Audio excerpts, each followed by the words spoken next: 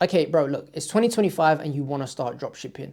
And over the last few years, I've made $10 million with the dropshipping business model. And what I'm about to show you in this video is exactly how I was able to do that and how we're still doing millions every single year with dropshipping. So if you're a beginner and you want to start dropshipping in 2025 and actually get results, then I can promise you that this is probably going to be one of the most valuable videos that you watch today, because I'm going to show you everything from what type of store you need to build, how to find and validate winning products, how to run your ads, how to optimize your average order value and increase your profit margins, how to build a team, and so much more. So if you have a few minutes, then make sure you watch this video to the end, because I can guarantee that you're gonna get tons of value. With that being said, let's jump into the video right now. So first and foremost, let's look at some of the dropshipping results over the years, because it's very important to back up with results the claims that you made online. So you can see here, this is the main largest store. Don't currently run this one at the moment in time, but you can see here that this one has done close to $10 million.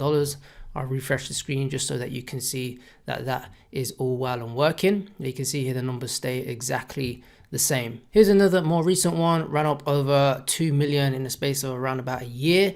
I'll refresh this page as well just so you can see here. This one here peaked at around about 300k a month. You can see here from 2023 to 2024. So here's another store. You can see here this one done close to $1 million, done $844,000 on this one. Refresh like all of the other ones just so you can see that the numbers are all completely real and legit. And finally, you can see that this store is working right now in 2025. Obviously, it's January as the time I'm recording this video, so results are down as expected.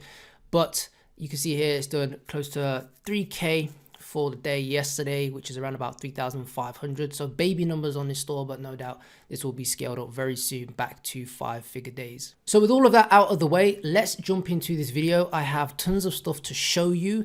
I'm going to give you basically everything that you need to make dropshipping work in 2025. I'm going to go over the store, how to build a store, how to come up with a name, what apps you need, and all that good stuff. And I'm going to show you how to find products, how to validate them, the criteria that you need, what you should be looking for, and where to find them as well. We'll do some live product research. Also, I'm going to show you how to build a high converting product page along with some examples so you can turn cold traffic into hardcore buyers. Then we're going to look at how to build an offer and which offers are currently working in 2025, what you should be testing, and how to increase your average order value. And then we're going to look at the marketing side of things. So what platforms to use first and foremost, how to do research, how to build and structure your creatives, how to test, scale, and all of that good stuff. And then finally, the back end side of things of what you need to do to actually fulfillment, and then go forth to build a team so that you actually have a real legit dropshipping business. So let's dive into this. And first and foremost, I do want to say that if this video gets over 2,000 likes, then I will drop the link to this Miro board with all of the clickable links in the comment section down below. So you know what to do, smash a like on this video, drop a comment down below, and once this hits 2,000 likes, I will go ahead and pin that into the comment section down below. So let's jump straight into this video. First and foremost, let's go over the store side of things. And we're going to do this together because there's quite a lot that I want to get through. And I've kind of done a video like this previously before, but I want to walk you through it hand by hand. So it's going to be a lot more hands-on, and it's updated for 2025. So again, you can have success with the dropshipping business model. So first and foremost, you want to obviously use Shopify. This is the platform that you're going to be using. I'm not going to show you how to open up a Shopify store. It's very easy, very simple to do so. I am a Shopify partner, so at this moment in time, they are offering people who use that link a free trial first and foremost, and then you can enjoy your Shopify store for just $1 a month, £1 a month. So that's basically next to nothing. So you want to click this video and then obviously go ahead and sign up, and you can get your dropshipping store up and running. Now, the next thing is coming up with a brand name. Now, we personally like to use concept stores, and I'm going to talk a little bit later about how to build out these concept stores. But ultimately, you want to start with a name that sounds brandable but doesn't mean anything. That way you can test multiple different products on these mini landing pages, and then once something hits, you can basically then divert it and turn it into a brand. The way I like to think of it is if you, for example, came from outer space and landed on Earth, and someone was to ask you, okay, what does Nike, Apple, Sony, and Bose sell? And you wouldn't have an idea, right? And that's the thing, all of these names mean not much, but they could be applicable to every single product. So the first thing that I like to do is to go to ChatGPT, right? And get some ideas, because the first thing is ideation. So I like to use this document, which I put together. And if you go to store build prompts and just take this one here and go to ChatGPT here, I just ask for 10 catchy brand names. I can call my online store. It only needs to be 1 to 3 words long. Avoid some of the things like trend, cart, because they're kind of like scammy, etc. And just see what it comes up with. So we've got here a few of them. Now, bearing in mind, some of these may not be registerable, and we always want to make sure that we get the .com. But some of these sound okay. We've got Nuvoca, Lenovo, Omniax, I think, yeah, that's pronounced Omniax Pure Via. So some of these are pretty cool, and we could basically go ahead and see if we could register these as the .com. If we couldn't, then one little tip and source that I personally like to use is you can add in a prefix. So for example, we could call this the Nuvoca, or my Nuvoca, or try Nuvoca, or maybe Nuvoca official. It's a little bit long, but I personally like to try and always get the .com. So again, I like Nuvoca, sounds pretty cool, right? So you could use that and take that straight up, do a search on it. The other thing that we personally like to check now is NameQL. So this is another way to generate ideas and come up with an ideation. NameQL, it's a fantastic website. I'll show you how it works. So what you want to do is you want to put in a root keyword. So for example, if I was to just put in, I'm just going to put in, let's just see what happens if you put in Nuvoca. So we've got some other variations here that we could potentially use here. Let's just take out and type in if we wanted to always have Nuvo. Okay, you can see here that some of these Turnova, Renova, Trunova, and all of these ones that are X'd out means that we can't register them, or the .com isn't available. However, all of these ones are, and it's got loads of them. So again, you can continue to go through until you find something that stands out that you can use for your store, right? So that's a pretty cool website. Again, 100% free. You can just use any sort of name registrar to go ahead and register it.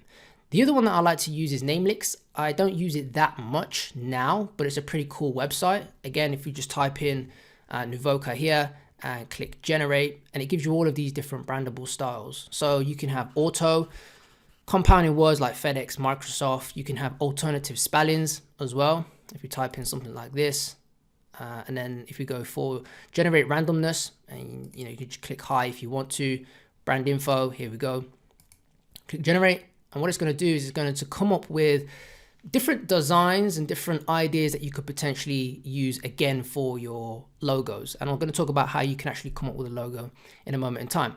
But you can see here some of these look pretty cool, right? And you can go through and see what picks your eye, something that looks good or stands out to you. You just want to keep it simple and with a nice looking type font. So once you've done that, next obviously is coming up with a theme and actually building the store. So what you're going to need is obviously a theme. And a lot of people always ask me is, do you need a paid theme or do I need a free theme? Can I use a free theme? And I'm going to show you some source in this video a little later on how you can actually have a high quality looking brandable store for free or less than $30. You honestly don't need a paid theme, in my humble personal opinion, after spending millions of dollars. Most of these results that I had were all on free themes. Like, you don't need some paid theme. However, a good paid theme, if someone was to directly ask me which one, Shrine is a good one. It is kind of rinsed by a lot of dropshippers now, so I feel like the sophistication level of consumers are becoming aware of the theme, because a lot of people, dropshippers, don't do that much customization. But Sense theme is a fantastic free theme that you can use. It looks amazing. And again, I'm going to show you in this video a little later of how you can customize this to make it come up with, little brandable sections for free or a couple of bucks. So with that out of the way, let's talk about actually building a logo. Now, I want to stress this is that you do not need to hire any sort of designer at all. You can build a logo yourself. Don't overcomplicate it, and I'll show you how to do it in a moment in time. But if you have a look at these examples here, you can see here that we've got Bleem, Cairo Labs, and Acemend. These are stores that are absolutely crushing it. And if you look at their logos, you can see that they're highly simplistic and just basically have a simple type font, and they're simplistic. That is it. You don't have to overcomplicate it. So when it comes to tools and actually building something, if you're proficient in Photoshop, feel free to use that. Photopea is basically Photoshop button free online version if you don't want to pay for the subscription, wink wink.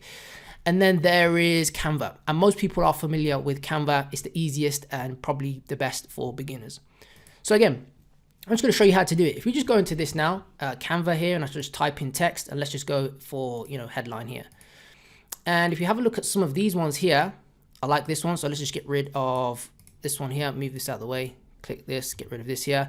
If we were to, let's go for a, a baby store, we could have, if we type in paste here, Nuvoca, something like that, get rid of that. However, this doesn't feel, this is more for like a niche store. So maybe another one would be something like, let's just get rid of this here. Nuvoca, if we put in a full stop, change this from this color to, black. Cool, we got something like that. That would be a perfect logo to use. Another one, if we just get rid of this one here, type in this, Nuvoca, full stop. Let's get rid of the strap line. And that's it, job done. Look, we have a logo like that in seconds. You don't have to mess about with stuff at all. If you wanted to do some letter spacing as well, so if you wanted to space it out a little bit, we could do it something like that. To be honest, that doesn't look, well, it looks okay, to be fair. So you can see like that, in a matter of seconds, I was just able to create a logo. You don't have to overcomplicate these things at all. So now that we've done that, let's talk about the essential apps and nice to have apps. The reason why I've broken it down into two sections is because I personally believe that a beginner don't need every single app out there. And there is over 8,000 apps on the Shopify App Store. Most of them are a massive waste of time and money. So the only ones that I have on here are ones that I have personally used myself that have either A, saved me time, or B, made me a lot of money. And some of these apps have made me a lot of money. I'm going to show you a little later how to use some of them to get the best out of them. So the first one that we have is Vitals. Now, Vitals is an app that has 30 plus apps all in one. It's basically like an all-in-one. So it has things such as, if you have a look here, it's got product reviews in there. It's got, what else is having there? Upsell builders, visitor replays, so you can watch recordings of what visitors are doing on your actual store, which is pretty cool. Some of these ones that I don't actually use, to be honest, I probably only use about 3-4 of these 40 plus apps, if I'm being 100% completely transparent. However, I like to use this just basically based on the price.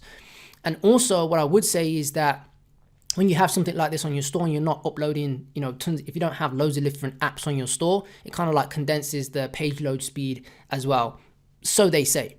Now, if you do want to access, I think I am partners with Vitals as well. So if you do use, if you just click, again, when you get access to this board, if you click this link, you'll be able to get an extended free trial and 20% off, I believe it is. Now, the next one is Kaching Bundles. And I absolutely love this app. And we'll show you I'm going to show you how to get the best out of this a little later. You've probably seen this on a lot of dropshipping stores. You can see here what it does is it gives you the options to build out offers and things such as like bundles, buy X, get X amount off, buy more, get bigger discount, etc. And things like offering free gifts. That's amazing, so you can build out these highly convertible, offers to help turn cold visitors into buyers, giving them an offer that they can't refuse. A/B testing in here, I absolutely love this app. And again, you've probably seen this on a lot of different stores. This is the app that they are using. And again, I think I've got a code for this, which will probably be down below. But if you do click on here, you'll be able to get that discount as well. Now, the other one is DS's. DS's is a fulfillment app. So basically it connects Shopify to AliExpress so that you can fulfill. This is only good as a beginner. When we get to nearer the end of this video and we talk about the actual fulfillment and back-end side of things, I'm going to show you of how you can scale, because you don't want to be using this when you are scaling. But for starting out, is a good way to just fulfill and get validation of a product, of whether or not the market actually wants it. So DS's is one that you can get to connect your store to AliExpress.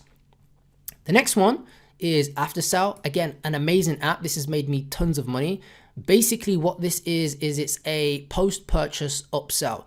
So meaning that when someone purchased the product, they get hit with an offer, a one-time offer, or OTO as people like to call it, that is aimed to increase your average order value. So in layman's terms, you want to squeeze as much money as possible out of every single customer that comes to your store so that you can afford to spend more money on ads and basically get more profit, in short. And this is an amazing app to do it. It's made me so much money. And a lot of big stores actually use this. So things like Ovi, I think, what's the other one? I think Beastables. Are they called Beastables? What are they called? Mr. Beast, whatever they're called, Mr. Beast's brand uses this, etc., etc. I'm going to show you how I use this to squeeze as much money, again, a little later in this video, okay?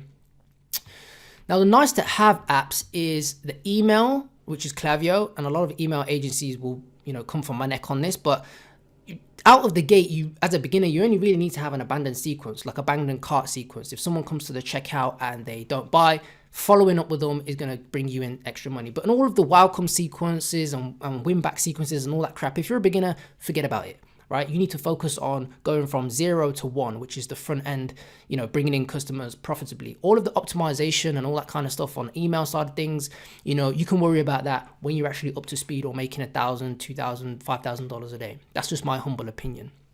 The app that you can use is Klaviyo.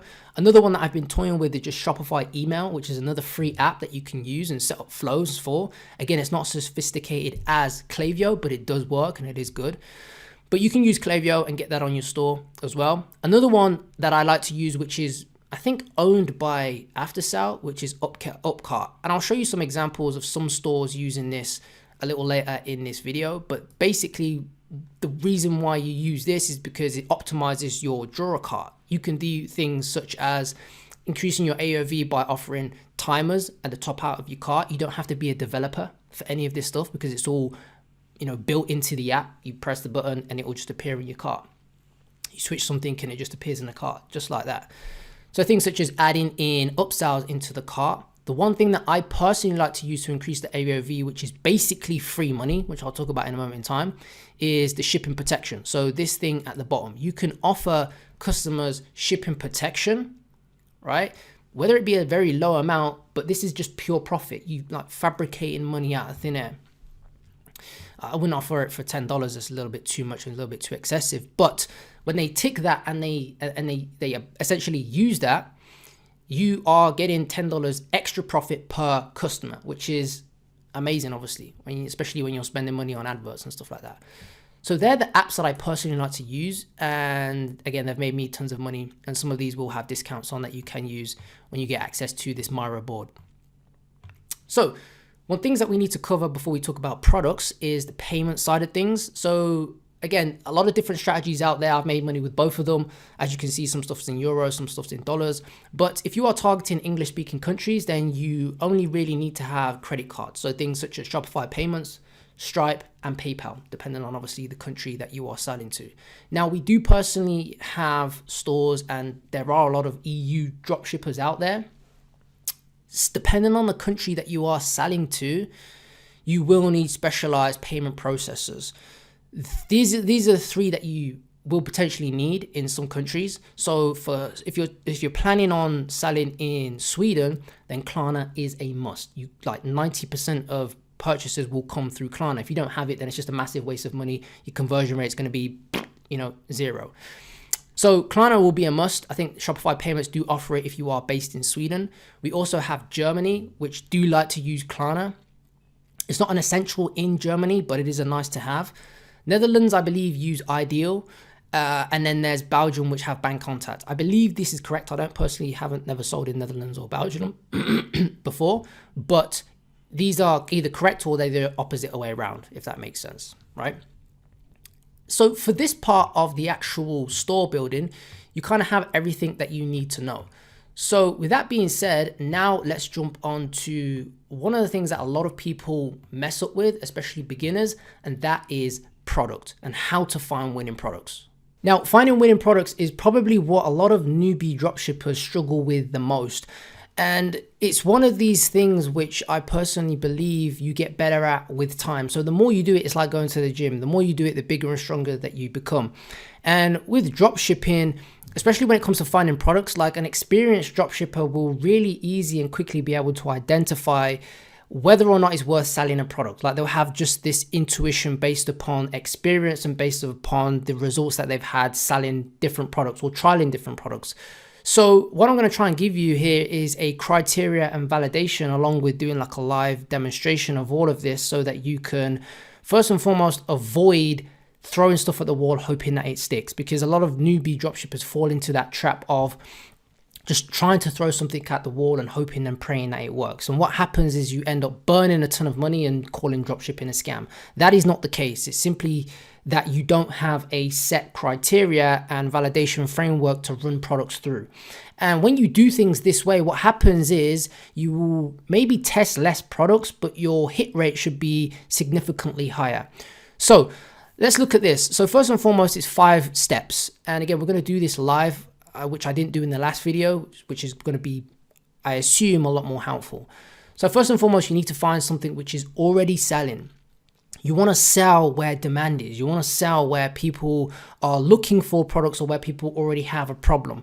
So you want to sell stuff which is other people are already selling. That way you can have some sort of success quicker. Trying to find that one product that no one else is selling and believing that a product is way too saturated to sell, it all is the wrong mindset. So sell something which is already selling. The next step is selling something which solves a problem. I personally find that, again, if you are selling a product that solves a problem, you're able to sell a transformation. And when you're able to sell a transformation from their current state of being in pain, whether it's physical or not, physical pain, emotional pain, or going through problems and issues, to then selling them on their desired outcome, their dream outcome, and being able to get rid of the pain via your product, it's much more easier to sell those, especially with your creative and copywriting and those kind of things. The other thing that I would say about a winning product is that if it's cool, quirky, and unique, then that is even better. Some of the best products that I've ever had and had success with have fallen into those two categories. It's had both of them, not just one of them. It's something which has solved a problem for somebody and also hasn't really been seen before, or it does it in some sort of unique way. And when those come together, it's kind of like a recipe for a quote unquote golden winner or greatness or whatever you want to call it.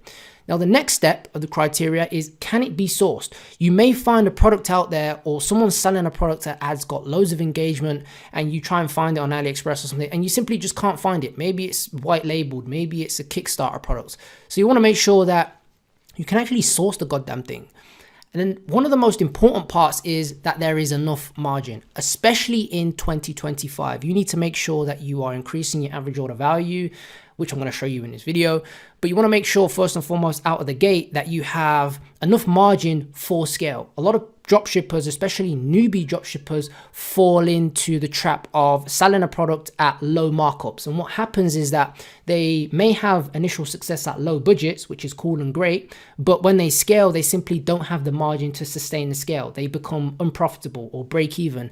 And that's simply because the unit economics just don't make sense. They just can't win on that front in comparison to other people running a product. So I personally advise that you have a 3 to 5x markup, 3x being the minimum, meaning that if you are buying a product for $10, you need to be selling it for at least $30 at a base price. If you can sell it for more, great, and that's what you should be doing, justifying the value through your offer. Then you have more to play with your offer, dropping the price and all that kind of stuff. But you want to make sure that you have at least a 65% gross. That's just what I like to work with, meaning at a minimum, gross being whatever you sell a product for minus the cost of goods. That's just your gross. The higher that it is, the better. So if you've got an 80% gross, which some supplement companies have, then their ads don't have to be on fire every single day to make money. The final point, which again a lot of newbies don't consider, is there existing content for the product? Remember, we are going to be quote unquote borrowing content, which again I'm going to show you in the creative side of things. But you want to make sure that there's some sort of element of content online that you can use yourself, rather than having to order in the product, or there's only one, dead looking Chinese ripped dropshipper video that every other dropshipper is using. You're not going to be able to stand out. So that's another benefit. So when you run and find products based on this criteria, again, you will eliminate some products that don't fit, but the ones that do will have a higher chance of winning. Okay. So now that we've got that out of the way, let's actually do this and try and find a winning product or something that we can do. So how do you actually find them? I'm going to show you some free methods, and then I'm going to show you some paid methods as well. So the free method, my personal favorite, is of course meta ads. So just use it, well, I call it Facebook ads still, but Facebook ads library. So if you go into Facebook ads library here and you go on to a specific country, again, if you're targeting an EU country, whatever it may be, you can type it in here. It will default to your current location, but I personally like to start out with United States because it's the biggest one out there. And what you can do is you want to type in different keywords. You can see here that I've already ran some. So get yours today, 3 reasons why, neck pain, % off. You can either go a step further, such as, putting in a specific keyword such as dogs or neck pain or shoulder pain or pain relief. And that way you're going to filter down on a lot more products based on where you may have experience previously. Another cool little pro tip or something is that you can include the URL, parts of the URL, and where every single dropshipping product page has the /products/. So when you use that and quote that, you can see that this will also pull up some potential products that you can use. So I'm just going to do this now. And one thing I personally like to do, because this has shown 50,000 results, that's way too many results. And a lot of this stuff isn't validated. So you need to do some checks on this. So if you scroll down, you can see here that, you want to make sure that you are doing these things here. So you want to make sure that you have active ads on. You want to make sure that it is, again, going back 2 weeks, which I'm going to show you in a minute. And I personally like to filter on videos. So to do that, we would go on filters.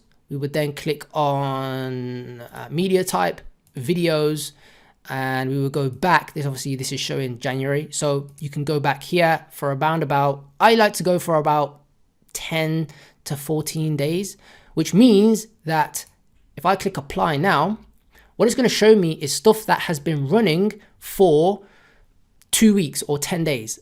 And the reason why that is a good thing is because if something's been running for a period of time, it tells you that the advertiser must be making some sort of money.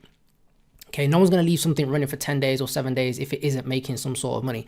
And that's one of the validation criteria is it already selling? Well, we can base our assumption that if someone's still spending money on the ads, not conclusively, but it gives us an element of that it's making money. I'm going to show you a paid way to kind of like back up that in a moment in time. So if we just scroll through these here, if we go through, we can see here that we've got some stuff is just personal brands. This company here is Tallow Balm. I think it's called Tallow Balm, but they've been running for a while now and they're absolutely crushing it.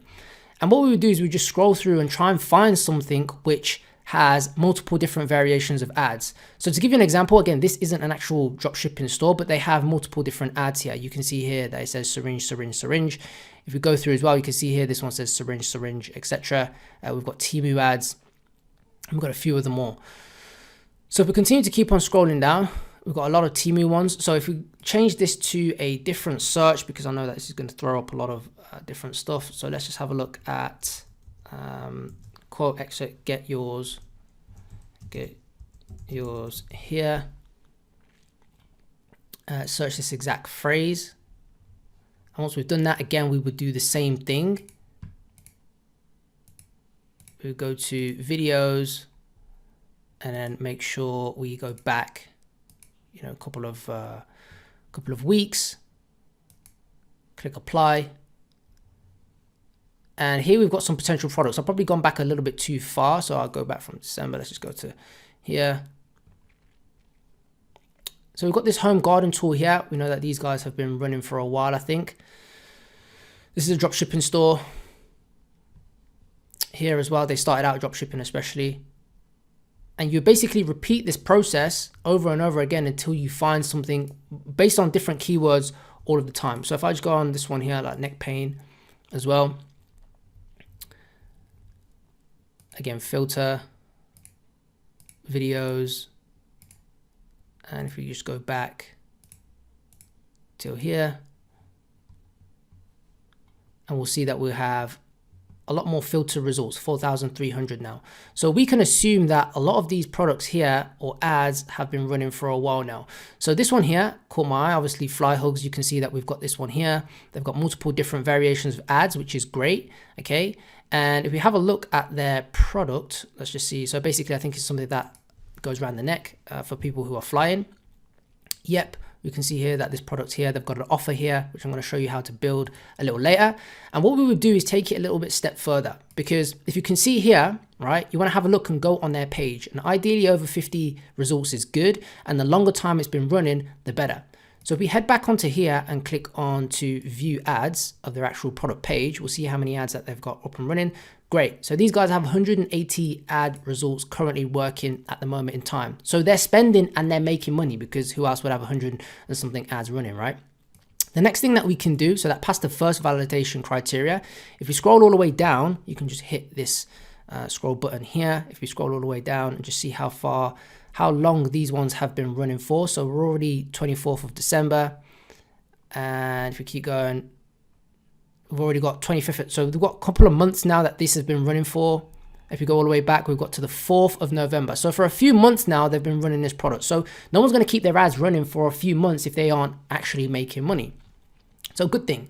So we'll use this as an example for this live example. So great. They've got more active ads. They've got over 50, which is great. And they've been running for ideally longer than 10 days. So that passes the first part, okay? So the next part now, if we scroll back up, you can see, does it solve a problem? Well, yes, this product does solve a problem, because it helps people if you ever travel on a long flight and you do a long haul flight, your neck gets all cramped and messed up and all that kind of stuff. This obviously alleviates that problem and issue. Now, is it cool, quirky, and unique? Yes, it does, because it looks like some weird sloth hanging around your neck that you can play on that angle. As you can see, it looks different to usual pillows, which these guys are obviously stressing here in their creative. So it does have that unique element to it. So it solves the problem in a unique way. So it passes both of those criteria that I've mentioned before. Can it be sourced? So next, what we would do is we go to AliExpress and we'll just type in, neck pillow airplane. See if something like this can be found. Okay, cool, fantastic. So we can find it for £3. Now, this may be a welcome deal. I hate when Shopify does this. I mean, when AliExpress does this thing. Let's just click on this one here. It's probably not that. It's probably going to be more like this amount here. There we go. So we've got the grey one, dark grey one for around about £8. Okay. Now, yes, we can source it. This passes this criteria. So enough margin inside of the product. Well, these guys are selling this product for, whereas if you scroll up, they're selling it for $39, which is around about, I'd say £30 probably. I'm not sure if it has, okay, so it has free shipping here. So around about £30. They may be getting a little bit cheaper if they are working with an agent, but this would pass that criteria of being able to mark it up. So we can get it for £10. We can get it for, under £10, and we can sell it for, £30 if we were selling this only to the UK market. So again, it passes that criteria of being able to and not having enough margin on it. Now, is there existing content for it? Well, what we would do is we would obviously go into here and we would try, type in like neck pillow plane, which I can already see there, neck pillow plane, and see what potential content is available to us to have a look. So here we go. We've got this woman here using the product here. You can see here 355,000 likes, views on this one here. We've got this one here, which is, I think, is a little bit of a different product. That's a little bit of a different product, but we do have content on here for this. So say, for example, people using an old one like this, we could show the pain in this one. And you basically go through and see if you can find clips. Again, here's another one here. You can see here using the exact same pillow here. That one's got a bit of a watermark on it, etc. But you get the gist of it, of being able to just see if there's existing content for it. And you could use, go through different variations of keywords to see. So this one says viral neck pillow. So another thing you could do that I've noticed that works really well is, instead of just neck pillow plain, is using the keywords that are inside of the video itself. That's a little cool hack that I think another YouTube guru said, and I thought that was pretty cool. So yeah, that's another thing that you want to do to try and find content for. And this is just one platform. My TikTok, and again, some secret sources that my TikTok is just in United Kingdom. So it's only going to show me some stuff. If you want a US based TikTok on desktop, you can just use a VPN, or I personally like to, or prefer you to use a proxy. So you just get yourself a US proxy. You can sign up on desktop for TikTok. And when you do the same searches, you'll find that the content that comes up is based from US, which is obviously amazing. And you probably get a lot more plentiful content doing things that way. So all in all, this product would potentially, well, it does pass the criteria. And we just found one in the matter of, how many seconds of doing this live search that I've just shown you now. So you can see there, that's the free method that you can use. Now onto the paid methods. Again, as a beginner, you don't have to have any paid tools. It is good to have access to a paid tool because it's going to show you, first and foremost, there's two ways how I like to use paid tools, and I'll show you in a moment in time. But one of the ways is, first and foremost, seeing what's hot on the market, which is a good thing. And the second powerful thing with paid tools is you can see, if you find an advert or a brand that's been working really well, you can identify really quickly what their winning creatives are by simply doing a search on these paid tools. And 9 times out of 10, if they're scaling really well and they've been indexed by these tools, what it's going to do is it's going to show you their creators with the most amount of engagement on, the most amount of likes, etc. So you can really identify those, which we'll talk about a little later in this video, and how you can use those to reverse engineer them for your content.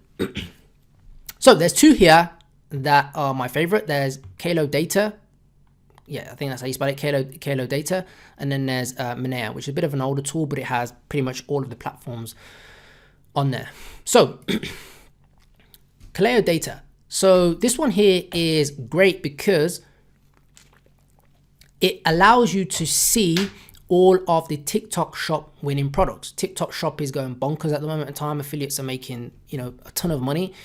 Being able to identify which winning products are working on one platform and transitioning them to another platform, Facebook, for example, you can make a ton of money doing things that way. And I made a lot of money doing things that way as well. So you can see here with this program, with this software, it's amazing because it's got loads of different things such as the categories. If you only want to find products within just pet supplies or kids toys, etc., you can click on this.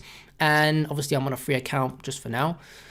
But you can see here everything that this one here in the last 30 days is done 2.6 million in revenue. And a lot of this stuff is obviously big brands, so you can't sell this, but this is basically a dropshipping product. Seen it before. What else do we have? Again, I wouldn't recommend selling this because you'd probably get your ass copyrighted by Sony, so I'd probably stay away from this. I know some dropshipping gurus out there would, go ahead and rip this and straight up sell it. But again, you walk the line of fire yourself. But there's this product here as well. There's stuff that you can go through and have a look through that criteria. Can you find it on AliExpress? Can you source it? Can you do X, Y, and Z? And if it ticks all of those things, then you can test it out. The beauty about this app, this software though, is that it allows you to shows you the creatives that are working. For example, I'm not sure if it's going to show me on this free trial, but we'll see.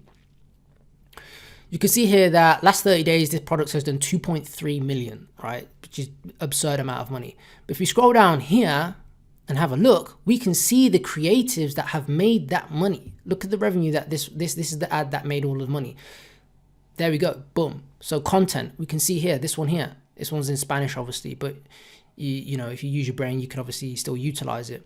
You can see here another one.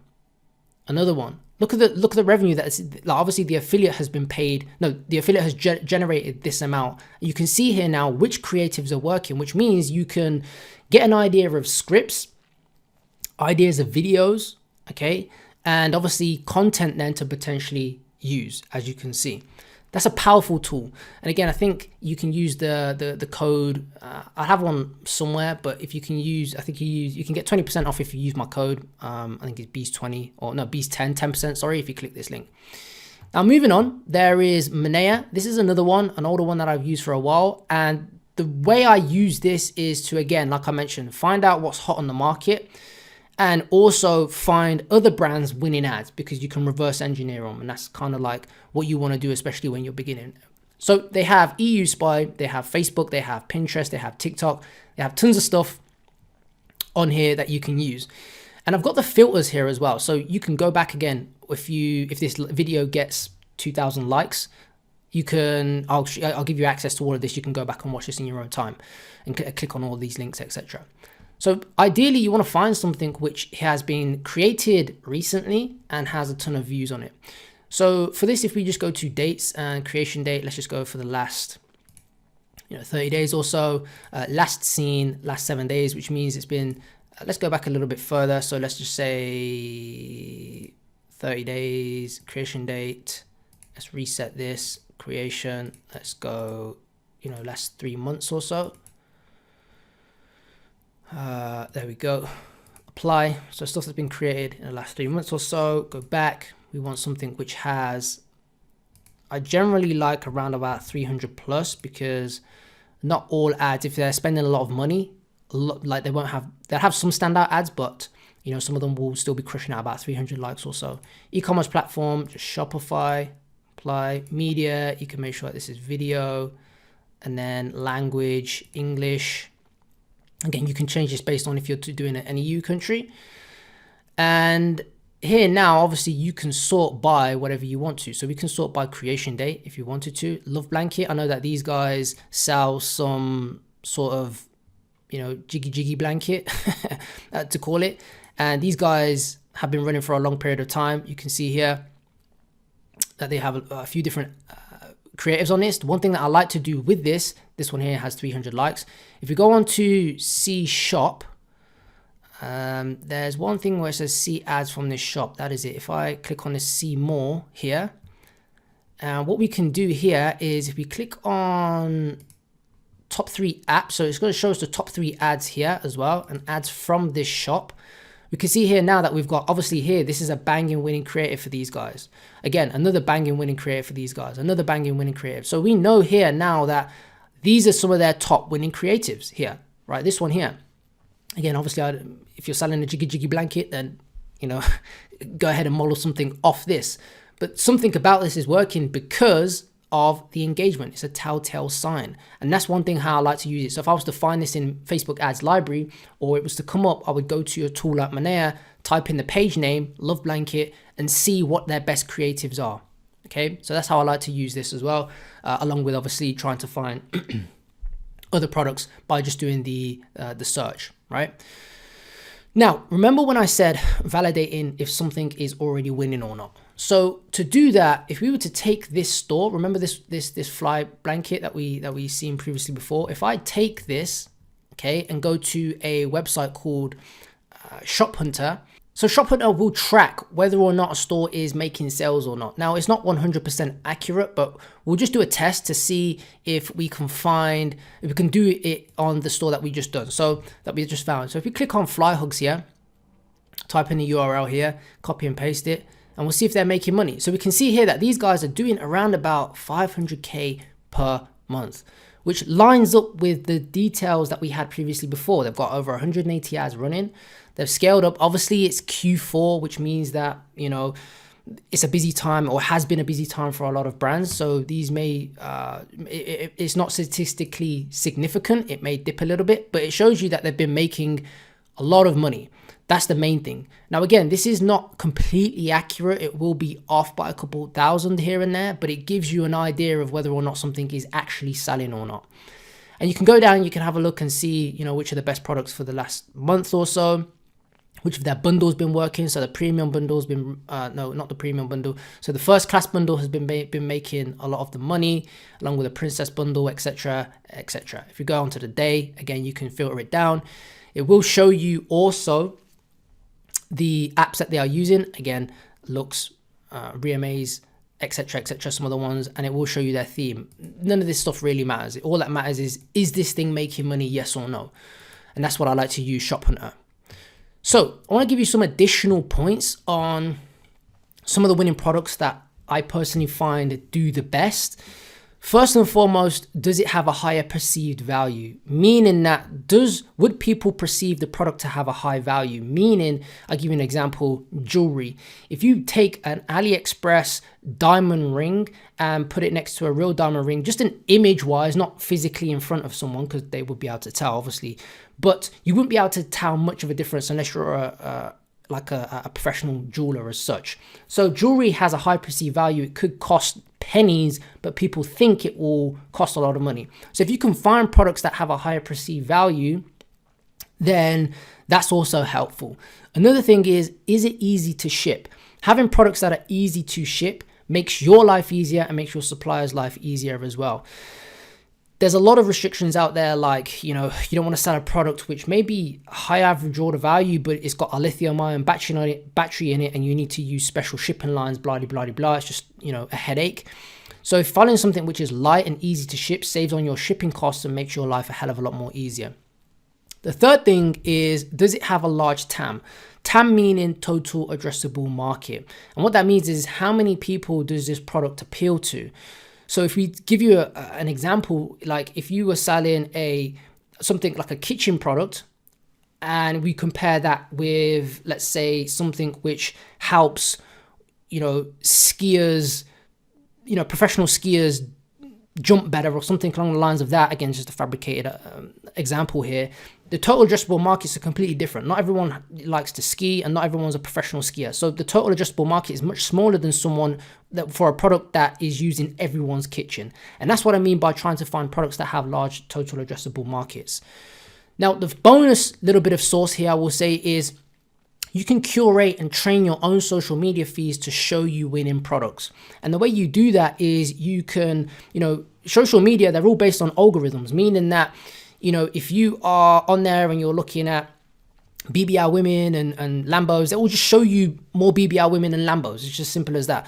However, if you are looking at products advert wise, then what it's going to do is it's going to show you more stuff like that, meaning that if you like, click, save, all of these things, such as you find a product and it looks cool, like it, save it, because save is another intention on these algorithms, click through, add it to your cart. You don't have to buy it, but that way the pixel is triggering, sending a signal back to Facebook to say, hey, this product likes X product. Let's show them more content and products like this. And that way you can curate your own feeds. And you can do this on any platform, TikTok or Instagram, or even your own Facebook profile. So now that we've got that part out the way, okay, let's talk about the product page and how you can turn cold traffic into buyers. So first, let's look at some examples of some Shopify stores. Now, these Shopify stores are all killing it.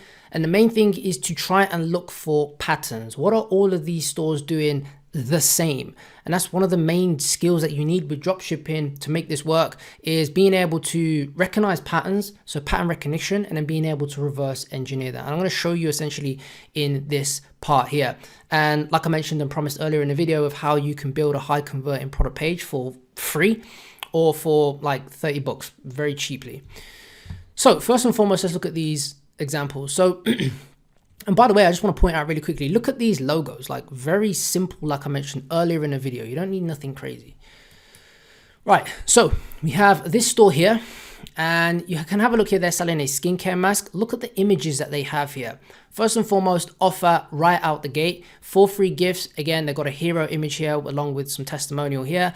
Most dropshippers, especially beginners, won't put this effort in at the start, hence why they won't make much money. But if you do this, you can separate yourself from the rest of them. Again, they've got the overnight mask, some benefits here. Again, how it works, more social proof here, before and afters, etc., testimonials, blah, blah, blah, blah. They've got the benefit points right out the gate, social proof here, the offer, and then down with the free gifts. They also have, again, social proof with a testimonial, videos of how it works. Again, and it's just image, text, image. Obviously, going in the different directions. Then they've got this here, which is pretty cool, especially if you're selling a product with transformation. Quirky benefits, talking more about the actual specific parts of the product itself. And then obviously you have the before and after, like us versus them. So why our product's superior compared to the cheap knockoffs. Real results, testimonials, how it works, again, testimonials, and then a guarantee, FAQs. Okay, very simple page. Here's another one. Again, images. You can see here that they put effort into their images. Benefit points here in bullets, you can see that they've got those there. Real customer testimonials here. Social proof, I highly doubt it was featured in here, but it is what it is. How it works, some statistics of the results, how to use it. Again, they've got the social proof in terms of a authority figure. And I highly recommend a little tip here that I'm just throwing in. If you are selling some sort of product, if you can tie it to an authority figure, like these guys have done with a doctor or a pediatrician recommended by doctors or chiropractors, etc., it helps elevate your product. Again, they've got the us versus them, testimonials, FAQs. Okay, another one, Infinity Hoop, absolutely smashing it. 2 free gifts. So again, we're going to talk about offers in a moment in time, but you can see here offers right out the gate. They've got images which are very well put together. They've got the offer here as well, images, videos of people using it. Drop downs here, how to actually use the product. 1 link equals 2 inches, which is pretty cool, and a visualization of the desired outcome. We've also got the testimonials. We also then have more social proof, testimonials, videos, how it actually works. Again, as you can see, pattern recognition, all of these brands are doing us versus them. How do we compare? Why are we superior? Then they have obviously more testimonials, statistics, and then obviously the testimonials at the bottom as well. Another brand, if we get rid of this here, benefit points, as you can see here, they also have the drop down here, videos of customers using the product. Again, social proof brands here. We also have some, this is pretty cool. This is a pretty cool like before and after actually. So based on all of the problem areas that this product, so such as acne, fine lines, aging, etc.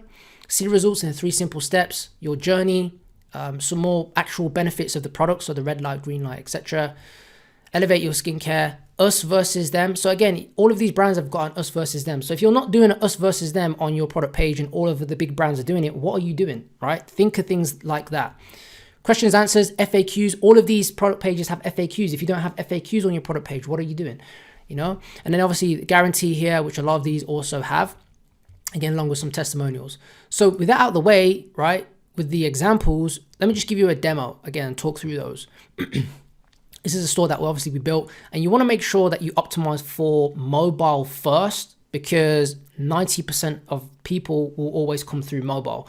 So I'm going to show you on desktop, but always optimize for mobile first. If it looks good on mobile, but looks a little bit shifty on desktop, don't worry about it. Just focus on it being and looking bang on and spot on mobile. That's my main key for you at this part.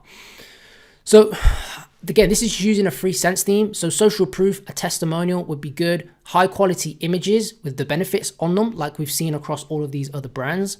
Reviews, so stars, very easy to do so. Benefit bullet points, you can see that all of those also have those benefit bullet points, really quick to see.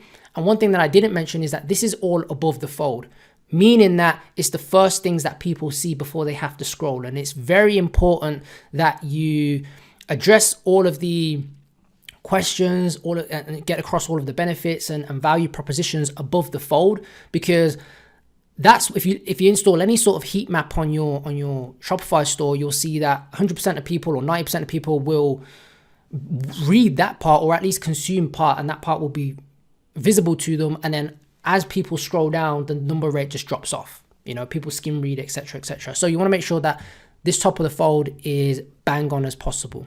Then we've got obviously your bundles or your offer or whatever it is that you're selling, additional benefit points, and it's always good to have some drop downs such as the main FAQs like shipping, delivery, money back guarantees, how it works, etc. Again, in top of the fold, so they don't have to scroll all the way down to the bottom just to get that information. Now below the fold, again, you are pretty much just reinforcing what the product does, how it's going to change their life, etc., etc. So as we've seen in all the other ones, they have 3 or 4 benefit sections, you know, like text, image, and all that kind of stuff. The main part, again, is testimonials for social proof. People buy from other people. Again, just think about your own consumerism. Like when you go to and order something off, you know, Amazon, what do? You look at the price and you look at the reviews. How many stars has it got? Did it work for other people? Same as if you go to a restaurant, you know, you look on TripAdvisor. What are the reviews? People always want to, you know, get what other people have got. If you have powerful testimonials in there, that's a very good way of convincing someone to buy your product. Like I mentioned, comparison tables. If you don't have one, I'm going to show you how you can get one of these or how you can make one of these for, again, free or a couple of bucks. And if you don't have one, then what are you doing? The way I like to think of copywriting on product pages is that if you are able to convince your consumer that the only way they can solve their problem is through your product, you will get them to buy. And one of the ways that you get them to buy is to show that your product is inferior compared to other solutions that they may or may not have tried, or it's cost effective, or it does it quicker, etc. So a comparison table illustrates that extremely well. Next part, we have a guarantee. So again, 30-day money-back guarantee, 60-day money-back guarantee. You can get really creative with the guarantees that you have. Some of the other ones have, such as if you don't see results, if it doesn't cure your pain in X amount of days, you can get a refund. Another cool one that I seen was like people framing it as like a free trial as well. So you get a 30-day free trial. So you're still paying for it, but it's a 30-day free trial. That's another cool thing. And FAQs, again, most of this is free stuff that you can do inside of the theme and put together.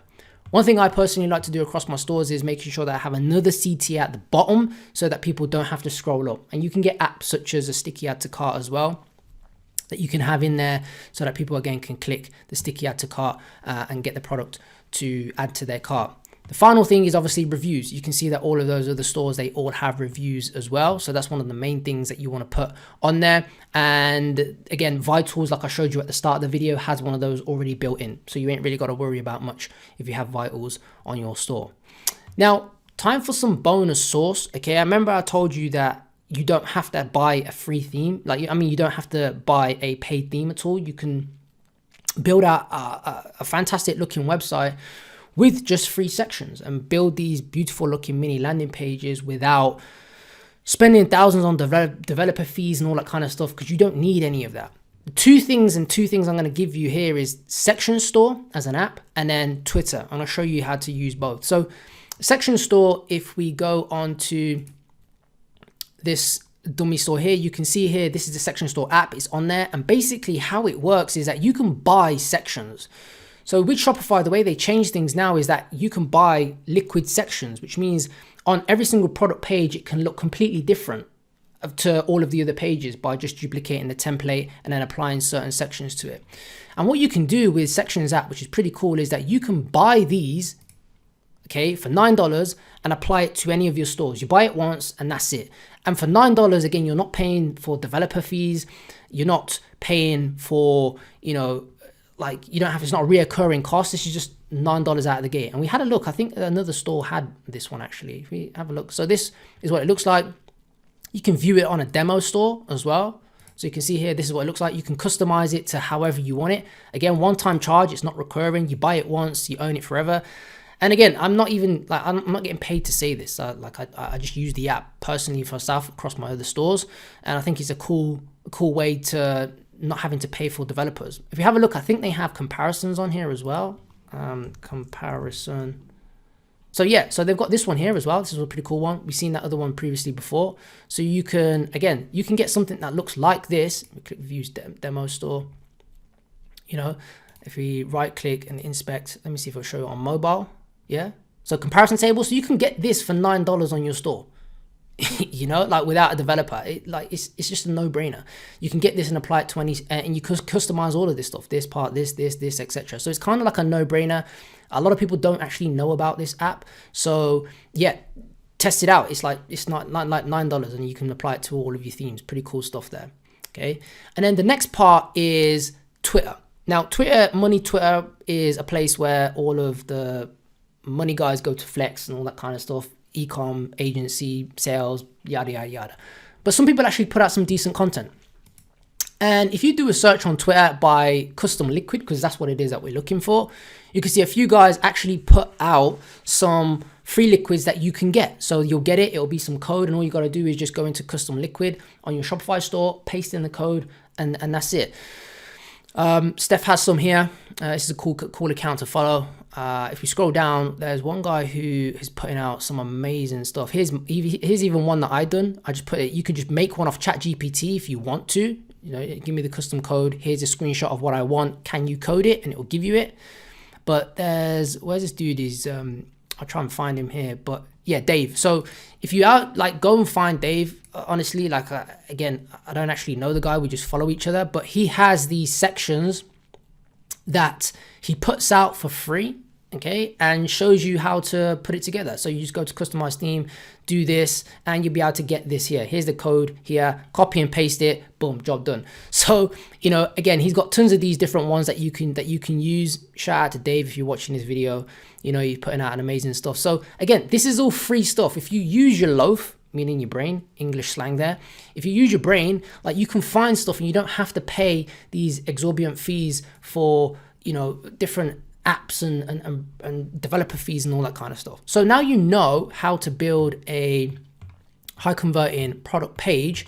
Next, what we need to talk about is the offer and increasing your AOV before we then talk about the advertising, actually getting traffic. So let's talk about how to build an offer that makes it irresistible for customers to say no to.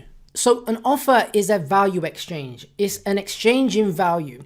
People feel comfortable or will be more likely to hand you money if they feel like what they get in exchange is equal to, or in the ideal scenario, higher than what they are physically paying for.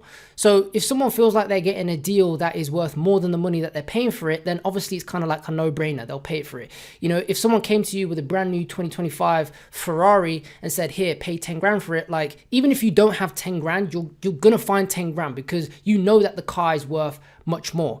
So that's what you want to try and think of offers, is it's a value exchange. People want value for their money. And when you're able to build in value through a number of different things, which I'm going to show you in a moment in time, this is how you can build an offer that make people feel stupid saying no to or not taking you up on the offer. So we're going to look at some examples, but first and foremost, if you haven't, I've done a whole video on offers, and if you haven't, go and watch this video on my channel after, of course, you've watched this video and you've dropped a like on it. So yeah, go and watch this video. It talks all about offers, but I'm going to cover pretty much most of it in this part anyway. So you can see here that there are components of an offer. You may have heard a lot of dropshippers saying, hey, you need to test offers and offer this, offer that, Alex Hormozy, 100 million offers, blah, blah, blah, blah, yada, yada. But what actually is an offer? Well, in my humble opinion, an offer has components, and the components are, first and foremost, the receivables. So what is it that they actually get, like when they give you some money, and then obviously the pricing side of things. So underneath receivables, we have the product. So what do they actually get? Again, if this is a service, the service, whatever. So what do they actually get? And do they get any gifts, whether they are paid or whether they're free gifts that you add on to boost the perceived value, or any sort of ebooks that you've made? And then also the risk reversal. So again, is it a 30-day money back guarantee, or are they getting, when they purchase, lifetime warranty like some big brands do? You know, if you purchase like a large purchase, like a washing machine or a fridge or a suitcase, or from one of these high brands, they have like lifetime warranty. I know that this Herman Miller chair, a little bit of a flex here, it don't even help with your back, to be honest, but you know, this chair here cost like £1,000, I think it was, and you know, if anything goes wrong with it, I can kind of like just ask them and they'll fix it, or they'll sort it out, whatever. So that's the risk reversal side of things. And then we have the pricing, so the actual pricing of the product, and then we have the shipping, because you can play with those two things and come up with offers just pulling those two strings based on the front end price that they see, and then the shipping, whether it's free shipping or paid shipping, which we'll talk about in a moment in time. But first, it's important to look at some examples of some offers. So I'm going to show you some of these brands. So the first one is Bleem, which you may have seen before. And these guys have kind of like a no-brainer deal. The first thing is you have, if you buy one, it's $29, okay? But if you buy two, you get, first and foremost, it's a cheaper price for two, right? Not a cheaper price of the product, but per product, it's cheaper. Per unit, it's cheaper. You also get free shipping, and you get a free body scrub for silky, shinier skin. So just looking at this offer, like, you would be a fool to pay $29 for one, have to pay shipping, and not get a body scrub. So they've built it so that, again, there's limited options, but if you're looking at this, any sane person would say, okay, if they, if they logically want to validate, the purchase of spending $50, it would be like, oh, okay, yeah, but I got free shipping and I got a free body scrub, and that's how offers work. So that's one there. Another one that we previously just looked at a moment in time, so was this one here. And again, these guys have a crazy offer. So, probably because the cost of this unit thing cost pretty much nothing, probably like £1 or so. But you get a free, I'm not even going to pronounce that, geisha set, I think that's how they say it, geisha set or something like that. You get a mystery gift, whatever that is. You get a free gift card, which is fabricated money anyway, because hey, if they redeem it, then they buy from your store anyway, which is a win-win. And most people don't redeem free gift cards anyway. They get an ebook, which again, you can fabricate with ChatGPT. You can make those in seconds. And then obviously the mystery gift, who knows what it is. But there you can see that they've boosted the value instantly, on top of obviously doing the bundling. So of people buying more product. You can see here that it's auto defaulted to the most popular, which is £64 for me here. And even the 2-pack one is, at £40. So instantly, these guys probably have a gross margin of 80% or 75%, I'd guess, which allows them to scale further because their cogs are so small. And they've boosted the perceived value of everything because you get all of this free stuff. You get a free gift card, you get a free ebook, which to a normal consumer looks like they're getting a ton of value, but in reality, as a marketer who kind of sees through this, these things cost pennies. Like the most expensive thing is probably the geisha set, or however you want to call it. So that's how you're able to like justify your price, like, your high price point, by all of this free stuff, if that makes sense. We'll look at two more anyway. So obviously we have Infinity Hoop here, which again, you get a free sweat belt and free sweat cream. Don't know what sweat cream is. I've never heard of sweat cream before, but hey, you get free sweat cream with this one here. And then obviously they've got bundles here as well. So they've got 2 free gifts on this one here, free sweat cream, detox tea. On this one here, you get free sweat cream, belt, a burner kit, and something else, so you get more. But they're trying to get people to purchase more of the product. Here's another brand. Let's take this off. See if we can take this off. I don't know why it's just looking on mobile.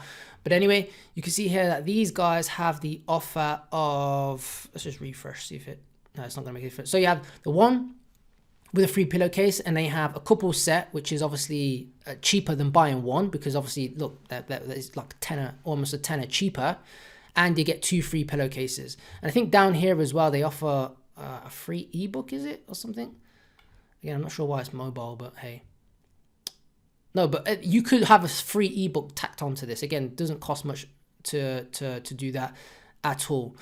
But you can see there really quickly, but just based on those 3 brands, that they have amazing offers that make the customer feel stupid by not buying there and then. It's kind of like, they're doing 2 things. They're forcing people to buy more product through bundling, while offering them free gifts and boosting the perceived value of the product. So here are some basic offers, and here are some better offers. So the basic ones, which you can run out of the gate, they do work, is a percentage off, so 40% off plus free shipping. Another one is a % off and then charging for shipping. And for the longest time, I always just used to do free shipping.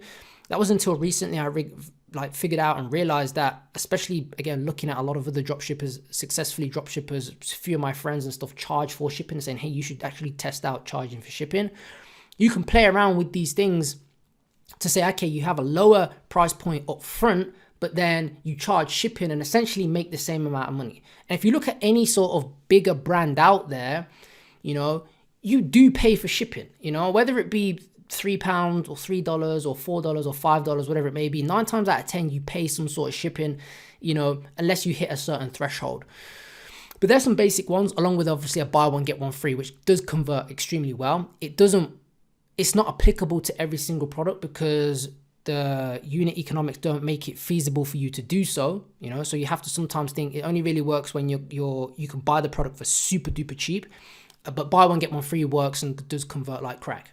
Now, some other better ones that we've seen previously looking at these offers is like a buy 2, get 1 free. So if they buy 2, they get 1 for a free gift.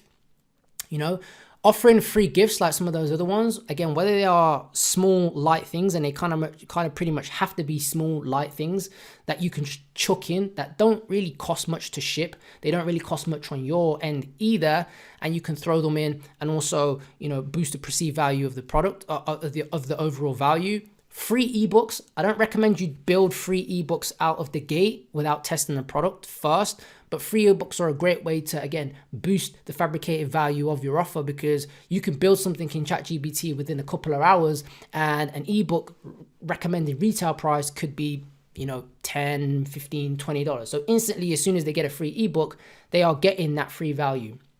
One thing I probably should have put on here as well, it kind of comes under free gifts, but recently I've been seeing people offer free gift cards. And I really like this free gift card part of an offer, is because it works fantastic. Because for one, if people redeem a free gift card for $20, they have to buy from your store. So you're still getting money. So you get that repeat purchase. And second of all, I think on statistics wise, you know, I think it's like only a couple of % of people actually redeem gift cards, you know, online. So again, it's a great way out of pocket without doing much to it.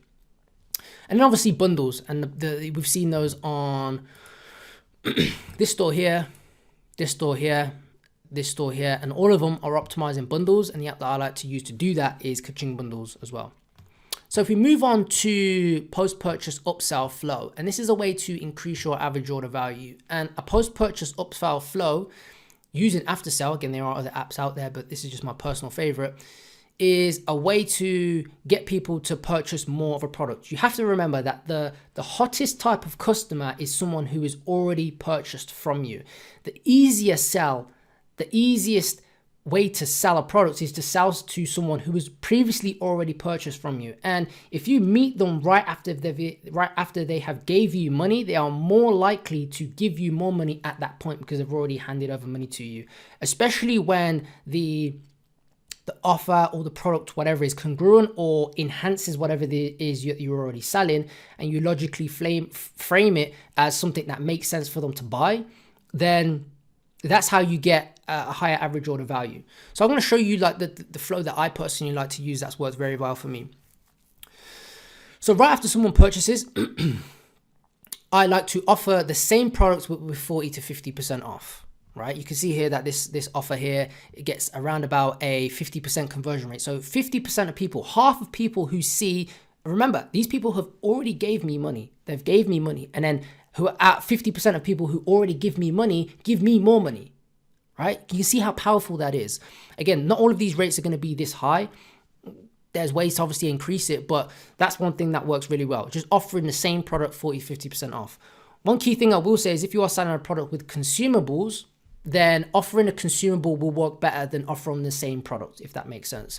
For example, if you're selling a mop and the mop has replaceable pads, I wouldn't offer the same mop again. Instead, I would offer the replaceable pads for like a certain supply year.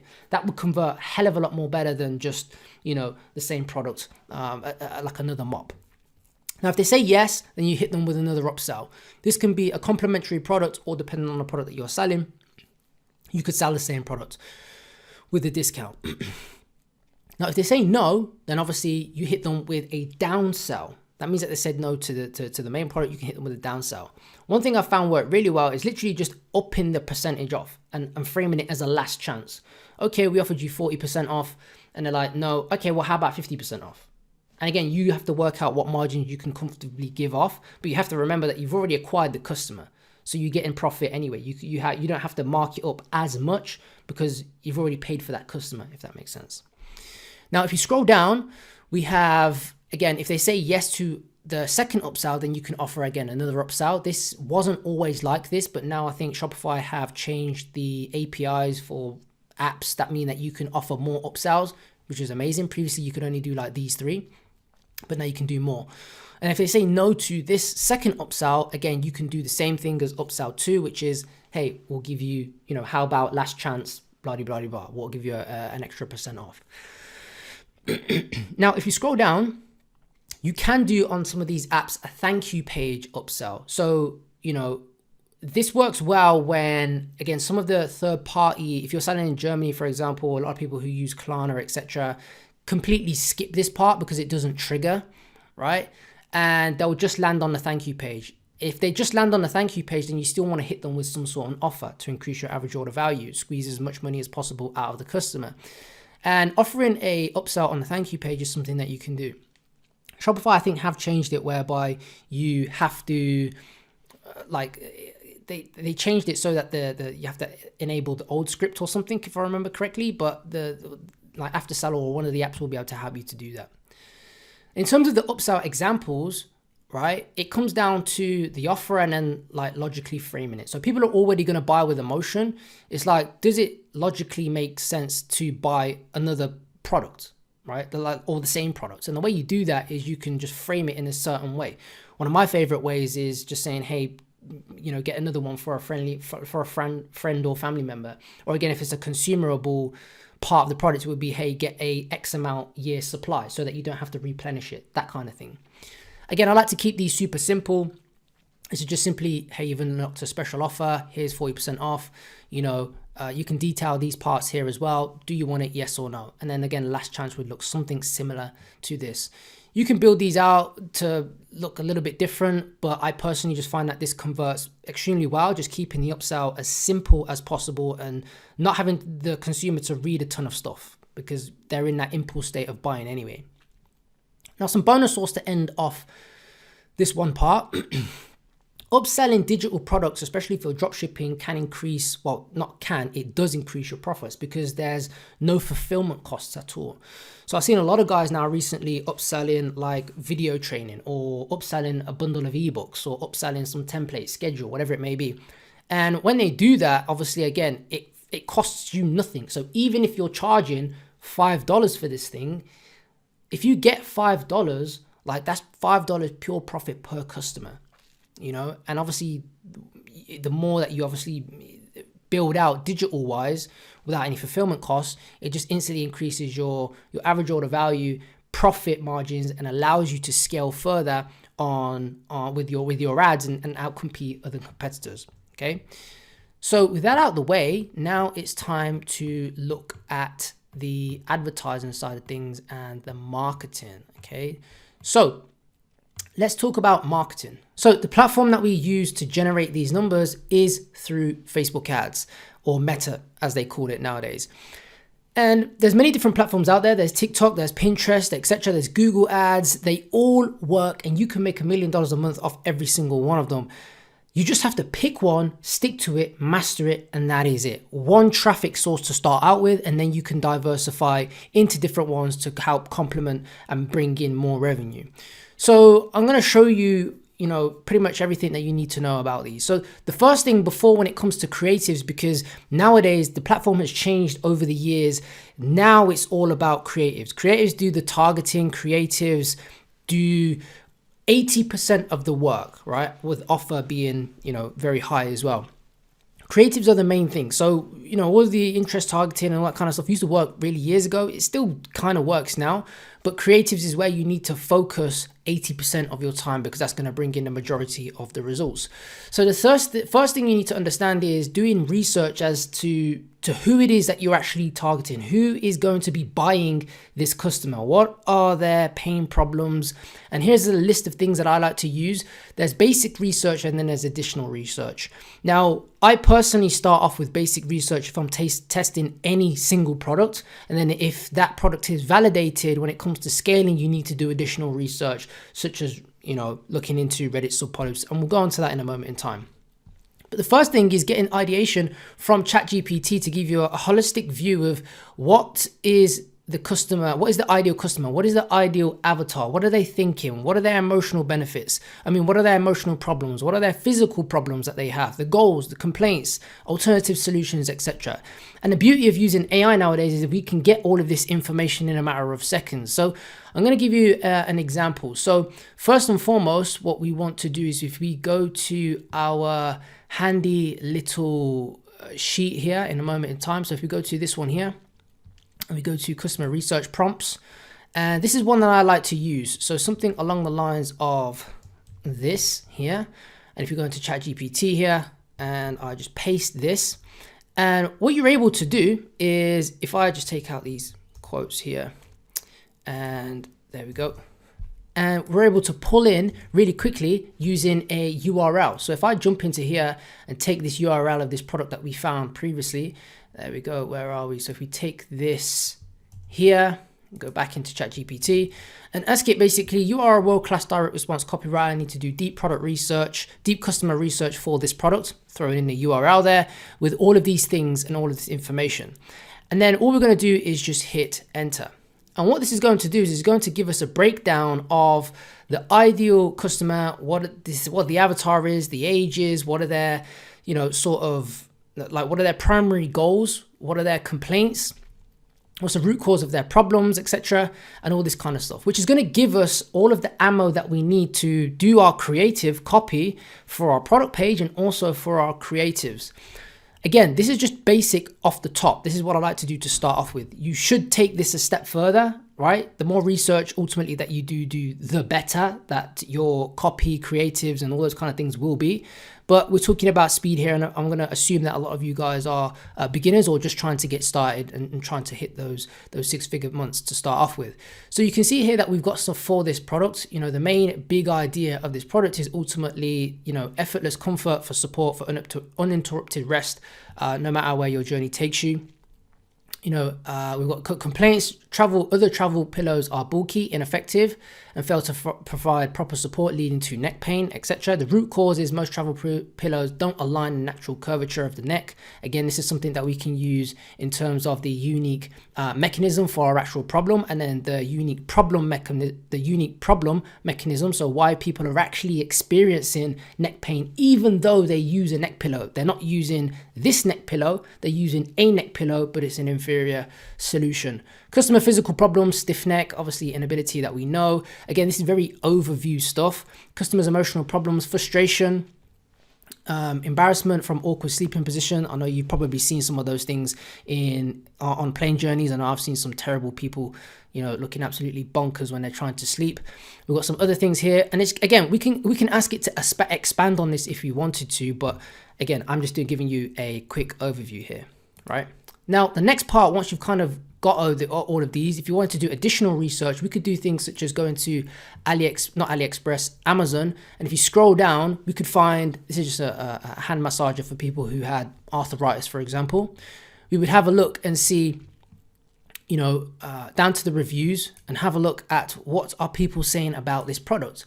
You can see here that we've got a few things purchased from my wife. So again, that could be an angle that we could use, such as, from a gifting perspective, that could be the angle that we could use for this product. I bought this for my grandma. I bought this for my wife who's been suffering with arthritis, and take it from there, essentially. Again, this is another one. I picked this messenger up from my mum. So you can see here 2 good reviews here that both are in the gifting angle that, again, would potentially make a good angle to use as a use case if we were selling this arthritis hand massager. Another great place to do research is Reddit and subreddits. There is a subreddit for pretty much absolutely everything. If you just click on arthritis, you could obviously just search arthritis.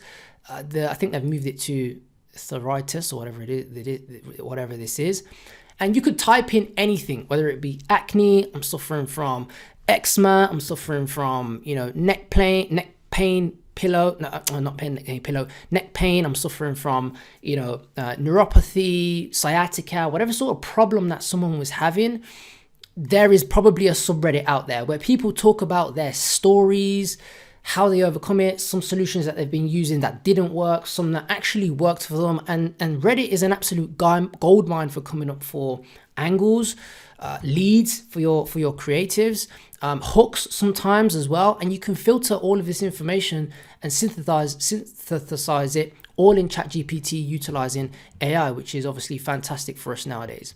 And the final thing is ultimately using Shopify, like feedback from other Shopify stores. So competitors, having a look at competitor ads. What are people saying on competitor adverts? Other things such as your own store. If you validated the product, have a look at your own comments, what people are saying under your comments. Maybe they are asking a specific question all of the time that you see. If you see that, then potentially it could be an angle, or maybe it could be a hook that you use, that you address it right out of the gate so people automatically have that answered before even seeing the bulk of the rest of the video. Right, so there's some things that you want to do to get started with. Another thing, obviously, that you can do is ask it for angles, right? So give me 5 angles I could used to sell this product.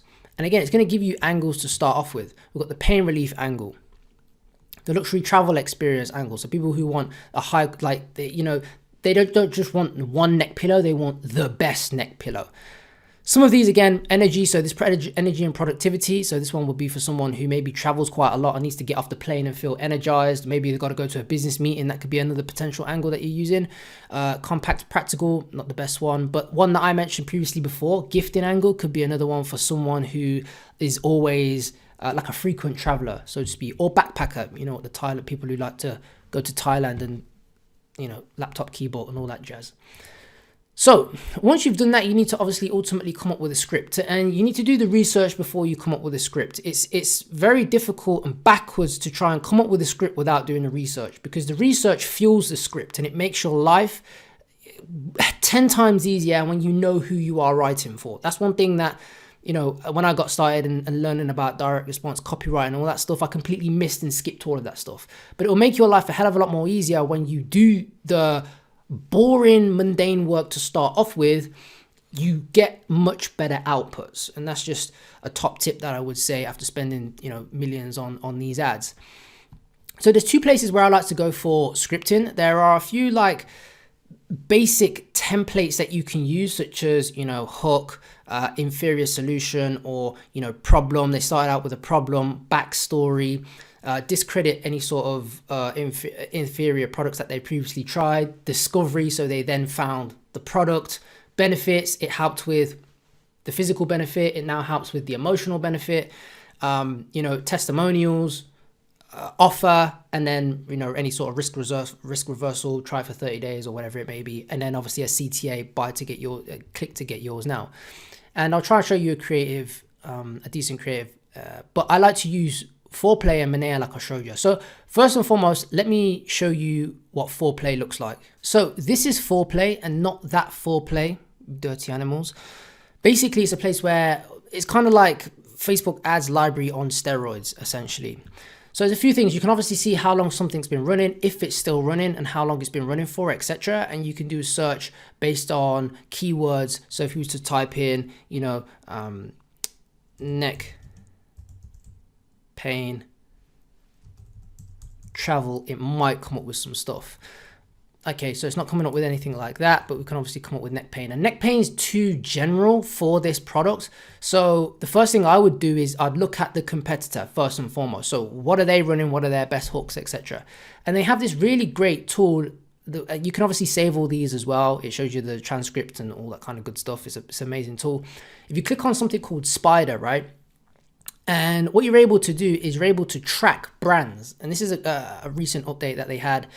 I think it was late last year. If you click on here, obviously you can add in a specific brand. So here are some top brands that are worth actually checking out. All of these brands here are absolutely doing millions yearly or even monthly, by the way. Or you can add it manually if you know the Facebook ads library.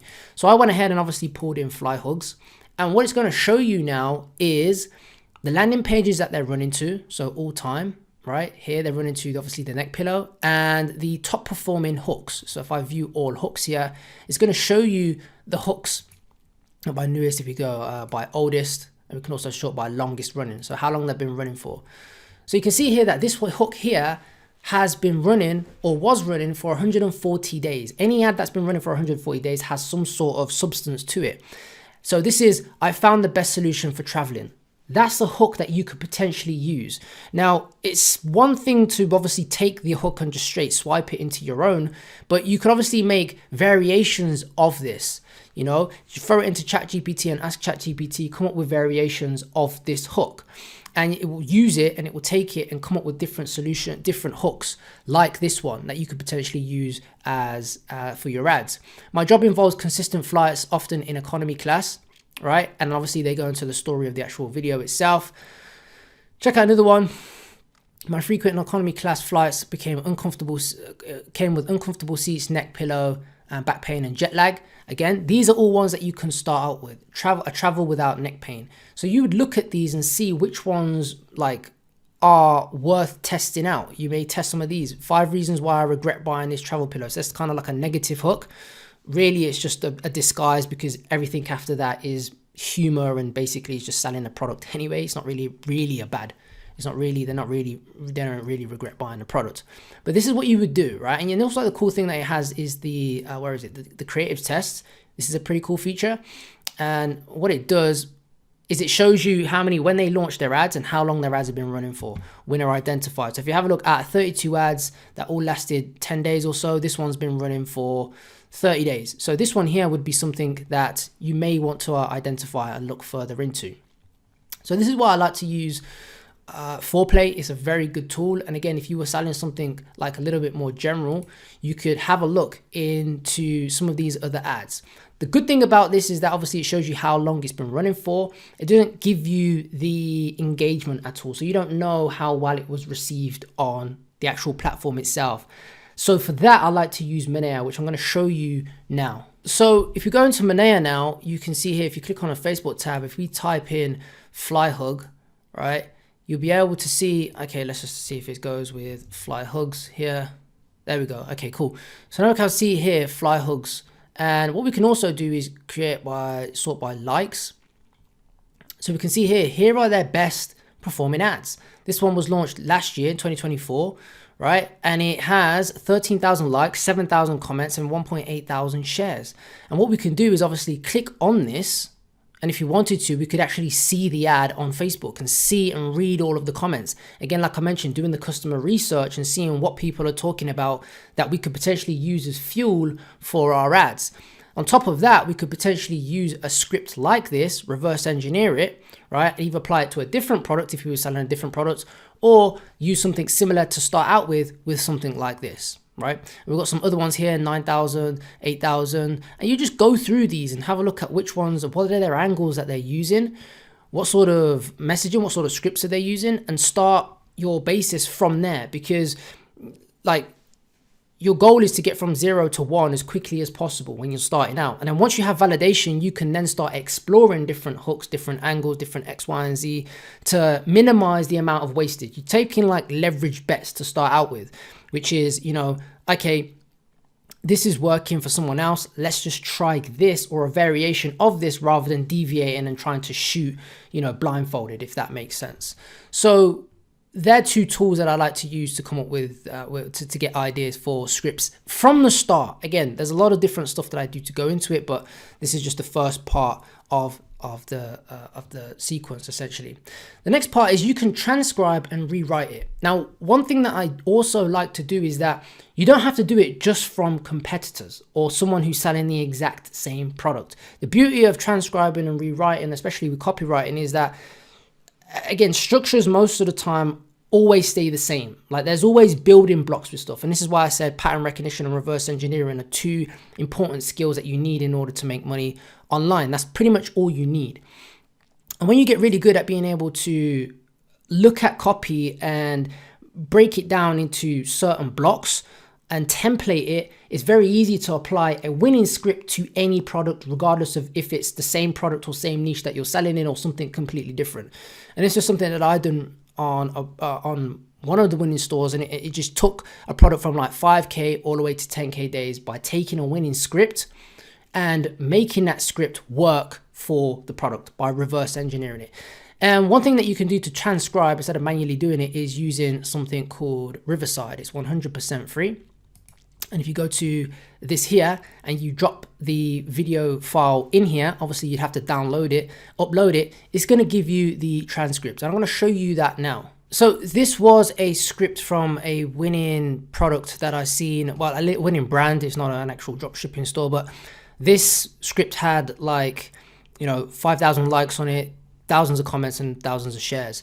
So what I like to do is take it and model it, reverse engineer it, and potentially apply it to a product that I would be selling.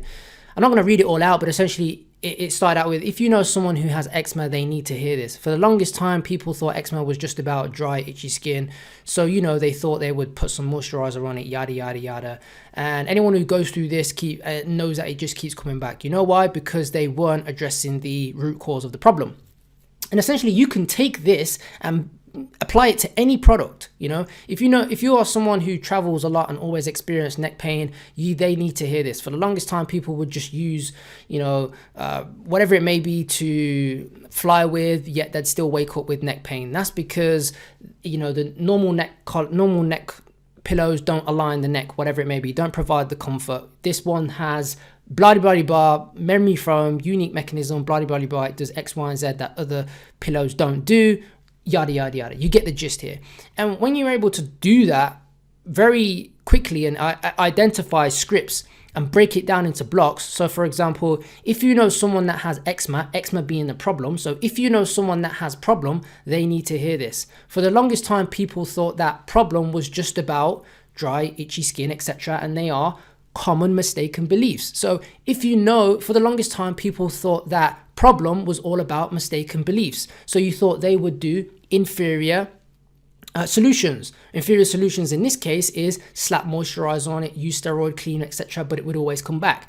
If we were to apply this to a back related product, we would say for the longest time people thought that sciatica was just about not being able to get up, shooting pain down the what's it. So they would go to a chiropractor, do exercises, yet it would always come back. That's because they're not addressing the root cause. You can see how this kind of works. And when you are able to do this again as a beginner and understand that everything is just pattern recognition and reverse engineering, you will leapfrog people like 10x easier. Trust me, you will leapfrog people 10x easier. So that's what I like to do, right?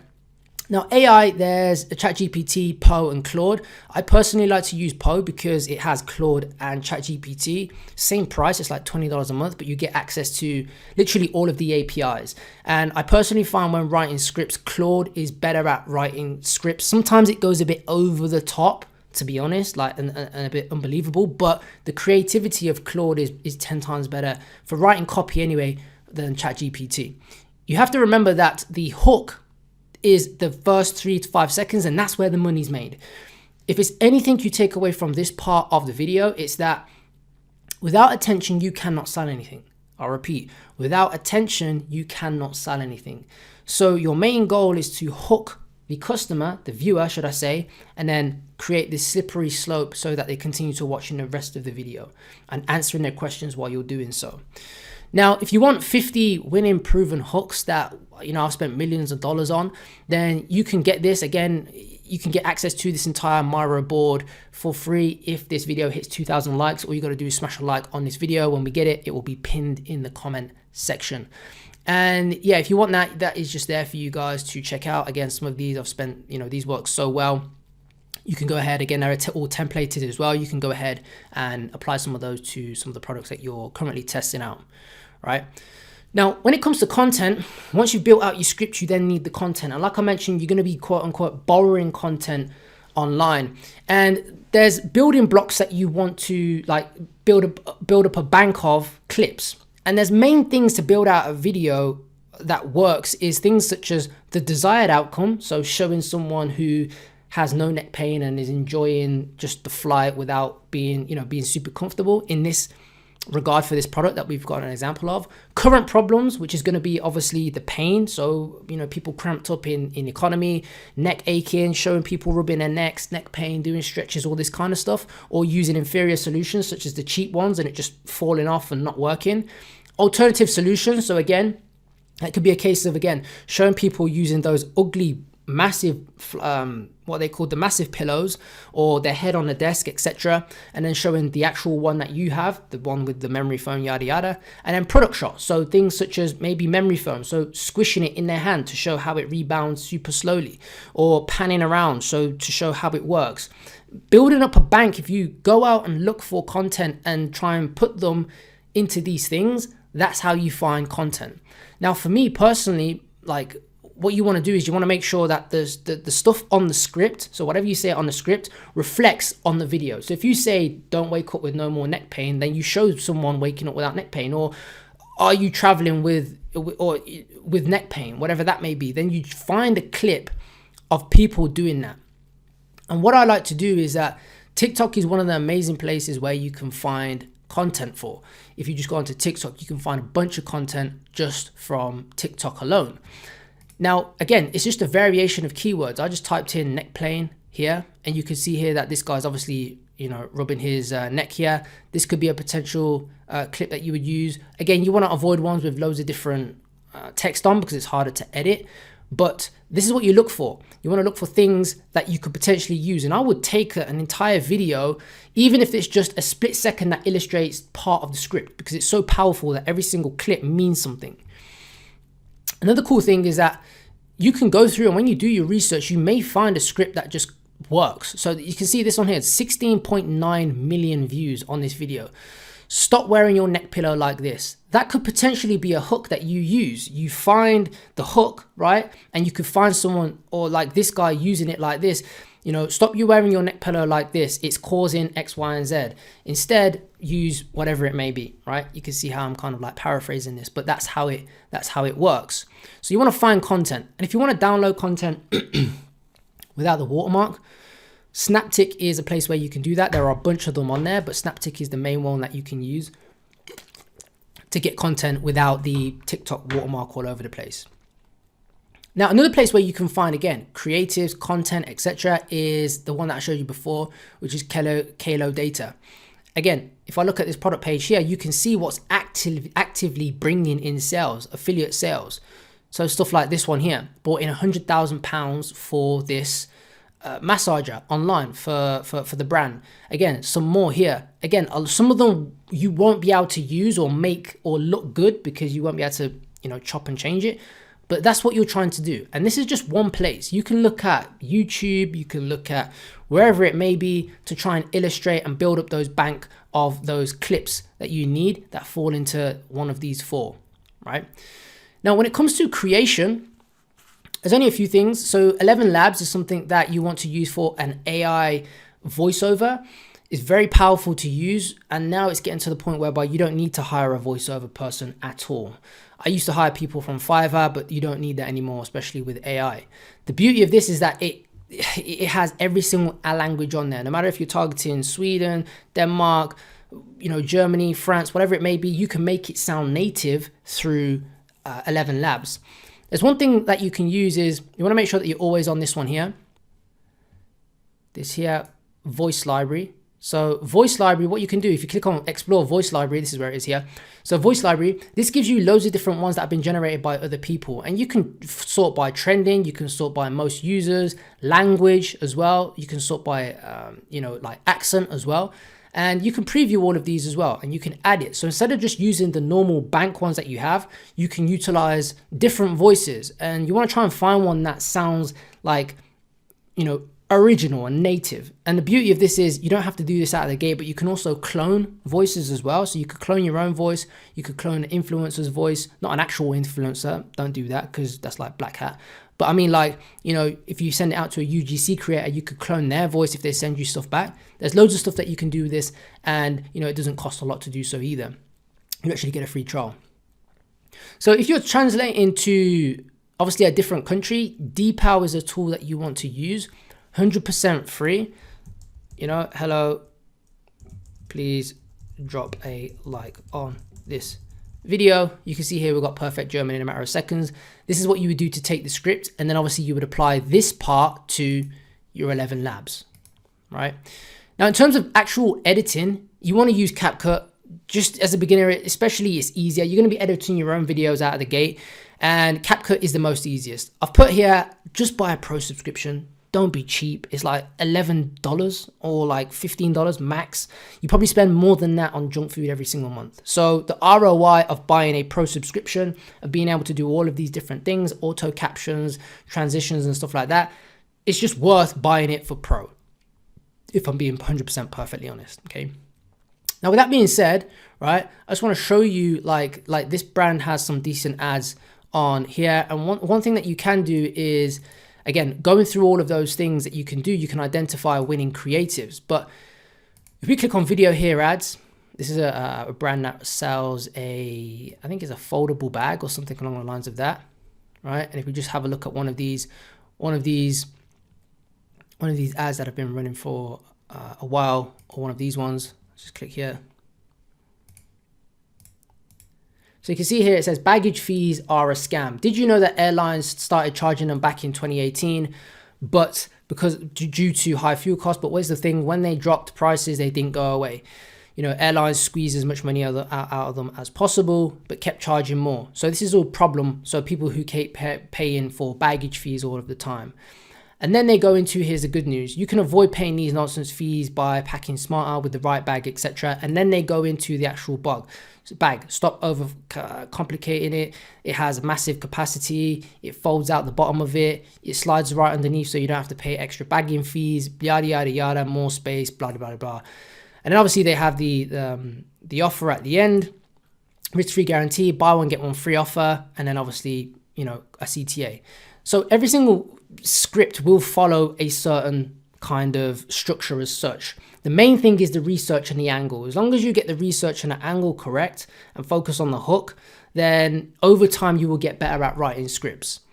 So now that you understand that, it now comes down to how do you actually test out these ads. So there's multiple ways to test Facebook ads, and especially when you're dropshipping, and a lot of people you may see online, they argue about this is the best way to test. You should be only doing it this way. You should be scaling this way. And to be honest, like, I genuinely don't care. There's multiple different ways and strategies. Some of them work better than others. Some of them will work, you know, last year, or were working last year and won't work this year. Some of them will work this year and won't work last year, etc., etc. Everything's always changing. But the main thing ultimately, like I mentioned earlier in the video, is creatives are the main thing. So if you've got banging creatives and a banging offer, then it doesn't matter how you test, to be honest, it's still going to work. Same with if you have rubbish creatives, rubbish product, rubbish offer, no matter how you test ABO, CBO, and all these kind of things, it doesn't matter, it's not going to perform. So the 80-20 here, if you take away anything from the media buyer side of things, it needs to be that you have to focus on creatives, that being the main point here.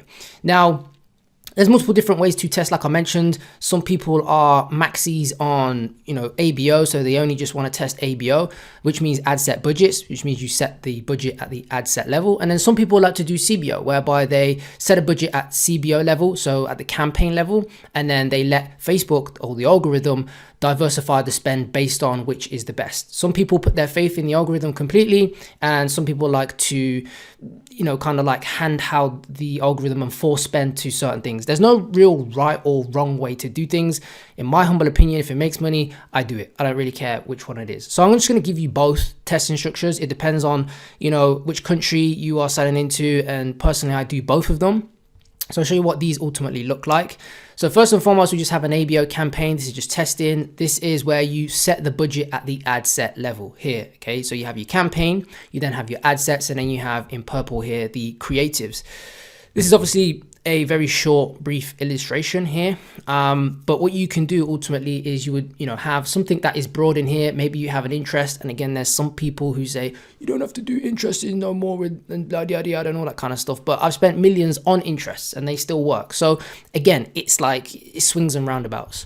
So the main thing is obviously having one that is completely broad and just being a specific demographic. So whether that's 25 to 65-year-olds, completely broad, no target, no interest in at all. And the creatives do the targeting. And then here, if you were selling a dog-related product, this could be dog, and this one could be dog food. And these creatives would be, you know, the same video as such, and then it would have different hooks. Hooks being, like I mentioned earlier, is the first 3 seconds would be different. Most of the time you would have a visual, have the same hook, like the text hook, but the visual would be different. So if you're showing someone doing something in one of the videos, this one would be someone doing something else, but the hook would still be the same. The text caption would still be the same. And then once you, again, this is just to, testing is literally that. You are testing, you are seeing if the product has any validation. Is there any demand for the product? From there, you can go into multiple different ways of testing creatives, you know, testing offers, testing different angles, and all that kind of stuff, and build this out this way. But out of the gate, you just want to get validation as whether or not the product actually works. One question I'm probably going to get asked is like, what sort of budget do you need to be working with and how many ad sets? Now, you can start with 6 to 8, personally, what I usually have. Again, if you have more, it's not going to really move the needle, to be honest. If it's not going to work with 6, 9 times out of 10, it's a creative or offer issue, you know, or even product sucks. And generally, in terms of how much you should set these at. Personally, I set them at anything from $15 to $20 each, only because I like have the budget to do so now.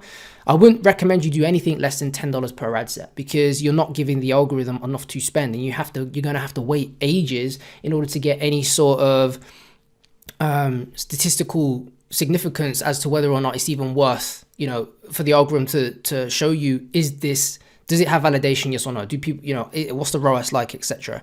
So that's why a larger budget ultimately is better. And that's one of the reasons why people like to use a CBO. So the other option is ultimately a CBO, whereby you set this at, $100 is what I personally would set it at, $100 or $200, okay? And then have ad sets in here. And what's going to happen then is, rather than forcing a spend into these, and again, these are going to spend regardless, especially with ad set budgets with Facebook. So if this is 20, this is 20, this is 20, Facebook's going to spend 20, 24/7, like as long as they're currently on. Whereas with CBO, what's going to happen, the algorithm, if you set 100 here, then Facebook is going to ultimately diversify the spend based on the performance. Now, with that being said, it doesn't automatically assume that Facebook's going to get it correct, because sometimes it doesn't. So sometimes you may have one which is ultimately getting a lot of spend, but the CPA is trash. And usually the case is that there's an ad that's working, but it may just need tweaking on it, meaning that the hook just isn't the hook just isn't resonating, but it's getting spend, which is, again, it helps with efficiency, because with this, if you're testing a load of ads in the ABO, you're kind of overspending, and not every single one is going to be a winner. It means you're spending quite a lot of money on ads that were never going to work anyway. And that's why people sometimes like to put the trust in the CBO, whereby, again, they let Facebook do their algorithm. If it didn't get any spend, then they just assume that Facebook knows best and that it was never going to work anyway. So rather than brute force and spend, they just leave it as is and make tweaks to it that way. And like I mentioned, I've had success using both of these, to be honest. So, it comes down to how you want to do things. And as you test, you will get better at, picking a strategy and just going with it ultimately. So with these, ultimately, again, it's going to be the same thing. This is going to be like a concept though. So this would be completely broad. You wouldn't be doing any interests at all. This would just be completely broad demographic. If it's a product for women, it would be 25 to 65-year-old women.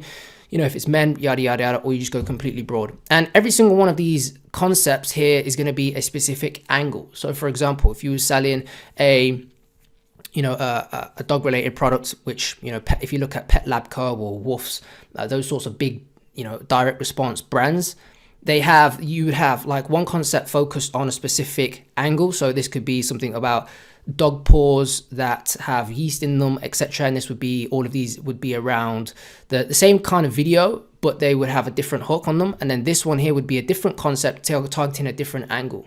So for example, this one could be dogs with bad breath. If the product solves that same issue, because every product will have like benefits that could be put to a different angle, and what that does is it unlocks a different target audience that you can scale with on Facebook.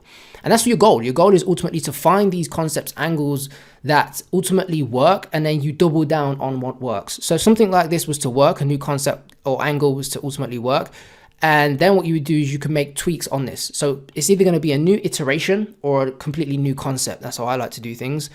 And a new iteration would basically be an iteration on this. So maybe that is something like you change the hooks out, and not just the visuals, but the caption of the hooks. Or maybe it's the same messaging, but it's in a different format. So now it's like 5 reasons why, or, that's the main messaging. And then you have another video, which is a testimonial, but it still covers the same things, like 5 reasons why. And rather than having it like 1, it does blah, blah, blah, blah. You're talking from a first person perspective. Same like angle as such, but it's just presented in a different format. So that's another way to get scale. So with that being said, let me just show you like how you would really quickly just set these up in Facebook. So for the first one, what you're going to need to do is if you just go on create here, and obviously you're going to be on sales, and then click continue, and you usually have it on manual sales campaign. Advantage shopping campaign is like scaling is what I like to use it for. I'll talk about that in a moment in time. Next, then what you would do is you'd obviously create it, and it would come up like this. You would name it, again, I'll just put this one as ABO test, and inside your ad set here, you would make sure that you're on website. And when you have a pixel, obviously this is a dummy account, it doesn't have any pixel on, but you'd create your pixel and not optimize it, you would connect it to this ad account. I'm not going to show you how to do all that because there's loads of videos on showing you how to do all that kind of stuff. And then if you scroll down, okay, budget, again, you'd set that at whatever you want to. And I personally like to run my ads the next morning. So I usually put it at 12 a.m. or 1 a.m. If you scroll down here, the country that you're selecting would be whatever it is. And if we click on this here, you could select your age as well. I usually go from 21 or 25 upwards, only because 18-year-olds, I find that I just kind of like tire kickers, never really buy much. Now, there's a difference. Facebook do have something new nowadays called Advantage Plus Audience. I haven't seen the difference in performance between using the two. So you like to use original audience. That's just me, personal preference. Again, some people will argue it's the wrong thing to do, yada, yada, yada, but I've had success with both and haven't seen a difference. Gender, again, depending on your product, you would select that there. And if you were to put in an interest, again, you're going to just leave this as is, but this won't be the first one, which is completely broad. Next, underneath the ad, okay, I'm just going to put this as V1, for example, which is going to be the version 1. Now, obviously, this is a dummy page, but what you would do here, this is where you actually add in your creative, okay? And single image here, I turn multiple advertisers off, right? And then ultimately what you would do is you would put in the URL here. You would put in, I don't have any button or anything like that. And then you would also put in the, where is it? The creative image ad or video ad. So if it's a video, you click there, you'd find the video, put that in there, add text, add your headline and all that kind of stuff there. Add the media. So once you've got it, you put it in there and it will all be populated in there as well. Now, if you want to use UTMs, obviously you could put those in there like that. You just build the URL, build the UTM here. It's basically just so that it tracks inside of Shopify. Now, once you've done that and you've set one out and you've got your one video with your first hook, you basically just click duplicate and duplicate it. Then once we've got this one here at V1, we'd obviously just call this one V2. Again, do the same thing. You'd keep the copy exactly the same. You'd keep the headline exactly the same, the URL exactly the same, everything the same, because you're only changing one variable, and that variable is the visual, so the video itself. You do the same thing, again, duplicate, click duplicate, job done, 3, bang. Right, now once this one has been done, then obviously again you could duplicate this how many times that you wanted. I'm just going to do it for 2, for example, and then all we would do is if I just unselect this one and call this one, if we were to select obviously an interest now, let's just say we were going to go with our dog. If I just put in that, for example, dog animals, and change this to dog, there we go, we've got the exact same thing. All the interests, all the creatives would be exactly the same. Again, same with this one. If we were to change this one from dog to whatever it may be, I'm just going to call it as interest, 2. Interest 2. Job done. And once you set that all up, then pretty much it's just a case of clicking review and publish. And that is the ABO testing kind of thing. And you just review your results after 2 or 3 days. Now for CBO, to do CBO, if I get rid of this one here, let's just get rid of this one here, and just click create again just to show you. If we go on sales, keep it on manual sales, and then we go to call this one CBO test. CBO test. To turn CBO on, you have to go down here. It says Advantage campaign budget. They change the names all the time, but you would turn this on, and again you would set this here at 100. And now what you'll find is that if you click on this one, where are we? Website. There we go. And this would be obviously ad set 1. Ad set 1. But usually how I do things is like 001, name of concept / angle, just so you know what you're working with here. And then again, you can see here that you can't put the budget at the ad set level because we've set it already at the campaign level. So once we've done that, you then click on new sales. And again, it's the same thing as before then. You just do the same thing. So V1, do all that, again, duplicate it, V2, yada, yada, yada. And then once you've got those, job done. Again, if you had a different concept then, we would obviously duplicate this here and change this to 002. And then again, put the name as whatever it is that the concept name is. This is taking long to duplicate. So that's pretty much it for this part.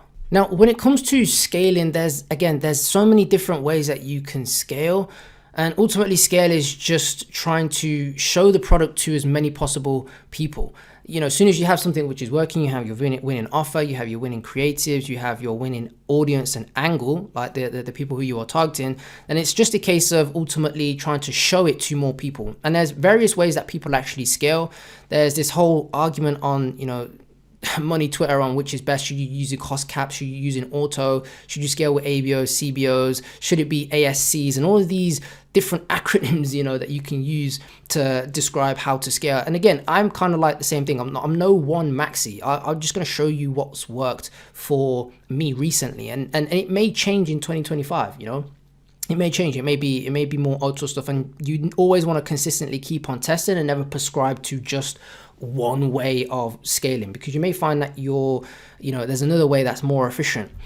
But one thing that's been working for me ultimately is cost caps. Again, there is argument to say that cost caps are limiting spend and all that kind of stuff, but I've had great results using cost caps, both in advantage shopping campaigns and also with ABO and CBO. The way they work ultimately, long story short, is you are able to set a cap on what you want your conversion to be, for what you want Facebook to get you the conversion for. With that being said, if you set it too low, then you're not going to be competitive enough inside of the auctions to get any spend. So a telltale sign of that is that your ads just won't spend any money. Now, the beauty of cost caps is that I've found that it maintains profitability on good days and on bad days, whereas auto bid, it will just spend money, and sometimes you can end up in the red if you scale too hard, and then sometimes on like Mondays, which are generally a bad day, you just end up negative or break even. Whereas with using cost caps, it kind of like there's not that much opportunities in the market, so you spend less. And there's been times whereby on one store we've spent, like, let's say we've made only 2,000 on Monday, but then on the weekend we scale up and do like 5, 8, 10K a day, just because the opportunities are there. And that comes down to obviously setting a very high budget on these. You give Facebook a big budget to play with, but you set the cap at something that you think is going to be profitable for you, and you can mess around with these. From starting out, I generally like to have a ad set at around about, so you first and foremost, in terms of one question people ask is, how do you know what your bid's going to be? Now, for me personally, you first and foremost want to look at what your average CPA is. So if you test with lowest cost, you always want to test with lowest cost, because again, it's just giving Facebook the algorithm to actually get spending. You're not wasting time with cost caps. It's only really a scaling method. And what will happen is you want to look at your average CPA, over X amount of days, and say, okay, we're getting a cost per acquisition for $20. Okay, cool. Or $5, whatever it may be. And then I just personally like to either 1.2 to 1.5 times that bid. Again, it's not foolproof, and sometimes you may do this and it may not get any spend at all. If that's the case, you may need to increase the bid. But the goal is to obviously try and set a high enough budget. I personally, again, would start some of these, depending on the results, out the gate from like 250 to 500. And I've had some of these, ABOs and ASCs at 1,000, 2,000 spend per day. Simply just because on the good days, on the weekend more specifically, they just crush it. That's just how I work it. And then obviously, ultimately, again, you're just going to go down and have all of the winning creatives inside of it, because you already know that the winning creatives work. And the full scale of Facebook ads always just comes down to testing and scaling. And it just comes down to then you ultimately, once you find something which works, you are then testing different angles, different offers inside of here as well, and seeing what works. Maybe a different landing page, price point, listicles, advertorials, maybe you're doing, like different things, a gifting concept, whatever it may be. And then once you find what works, then it's just a case of drifting that advert into this and letting the algorithm, do its work and leaving it as that. And that's personally how I like to set things up. But I'll show you, like, if you're a complete beginner, where to set a cap, just so that you know where to actually set up a cost cap, sorry. So if you go into this one, which is an ABO test, if you click on this one here and click on edit, if you go down here, cost per result goal. So cost per result goal is basically cost cap. That's what people mean. So you'd obviously set the bid in here. If I just put it at 20, that's what it is. Bid strategy there, cost per result goal. Bid cap is something different. It's still a bidding method, but I prefer to use cost cap because it just gives you, it ultimately kind of gives you more room for scale, if that makes sense. You know, usually if I use big cap, like it just doesn't spend at all. That's just from my personal opinion. And again, there'll be people arguing which one's best, big cap, cost cap, lowest cost, blah blah blah. Like the main thing is just test it out for yourself. Okay, and that's how you set it at ad set level. So if I just take away this and let's just say, you know, you want to do a, where is it, at CBO level, if I just go on this, turn it on,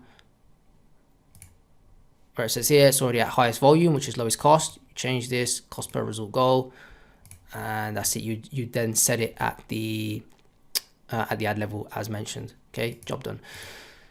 If I click continue, so for ASC is a different type of campaign. It's Advantage Shopping campaign, and if I click on here, you see that it gave us the warning here, Advantage Shopping campaign, and I only really use this for scaling. So if I just call this ASC, you know, scale, it at the moment in time, correct me if I'm wrong, but it only has like one. If I just put in a V1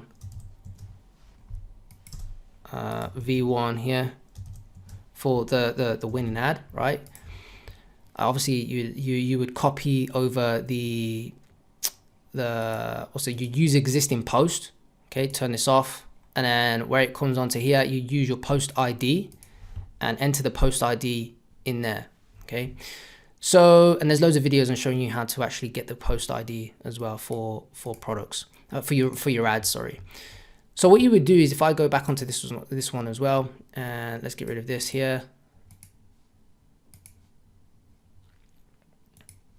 and go into this, at the moment in time, it only gives you one ad set. So you can only have one broad ad set here. You can't set any interest or anything like that. This is just completely broad. So this is just going to be, you know, broad, right? So you're only using this for scaling, and then again you'd have this budget, you know, really high or something high once it's actually working. I'm just gonna put this at $200 for example, and then all you would do is you'd add in all of your winning creatives in here, as many as you'd like. I usually start off with like 5, or if you've got more, then just whack them all in there. Let Facebook do its job. That's what I personally like to do with ASCs. Let Facebook do the job. Let it optimize. Let it find the winning products, and it will diversify the spend across the ads as to which one is bringing in the results. And again with this, again same thing. If you want to turn it into a cost cap, you just go here and then put in a cost per result goal here, right? And that's going to apply. If you don't, then obviously you just turn it off, job done. But again, you can obviously keep this completely broad, but you'd obviously have the same targeting. So, you know, what if you're targeting women, it'll be women and yada yada yada. But the difference is you can't have this you can't duplicate this. So if you've seen, it can only be like a CBO. It can't, not so much a CBO, I mean, it can't have other ad sets. So you only have this one.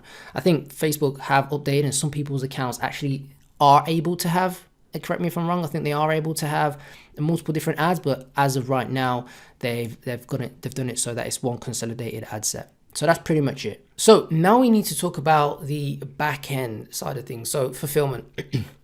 Now, when you first start off, you are going to be a beginner, and there's a lot of misconception out there, and a lot of gurus telling you that you can't fulfill through AliExpress because it's slow and yada yada yada. And most of the time that's because they want to push the narrative, not so much a narrative, but they want to obviously get commissions from the third-party tools that are available. And while some of the third-party tools out there are okay and they will ship maybe a little bit faster, they will probably, pricing wise, it just won't work out, so your cogs won't make you profitable as such. I find if you're testing out, you can still test with AliExpress in 2025, especially if you are drop shipping.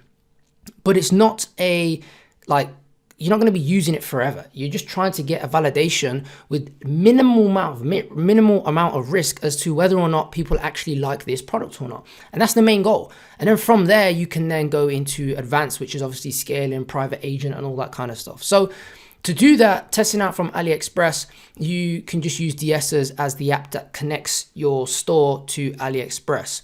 One of the, again, misconceptions that a lot of people say is that, you know, oh, it's going to take 30 days, blah, blah, blah, blah. Like, those days are gone. Like, back in the day, they used to have e-packet and all that kind of stuff. And if you were shipping to some weird and wonderful countries, then yes, it would take quite a bit of time for the product to get to the customer. Nowadays, especially if you're shipping to some of the main countries, United States, especially like EU is extremely quick nowadays. United Kingdom, Germany, if you just have a look at these here, you can see here that On some suppliers, you can get 7-day shipping, 8-day shipping to UK and Germany. Now, I've personally purchased stuff from AliExpress, right? And I have ordered it on the Monday and it's been at my house by Saturday. Like my mind was completely blown.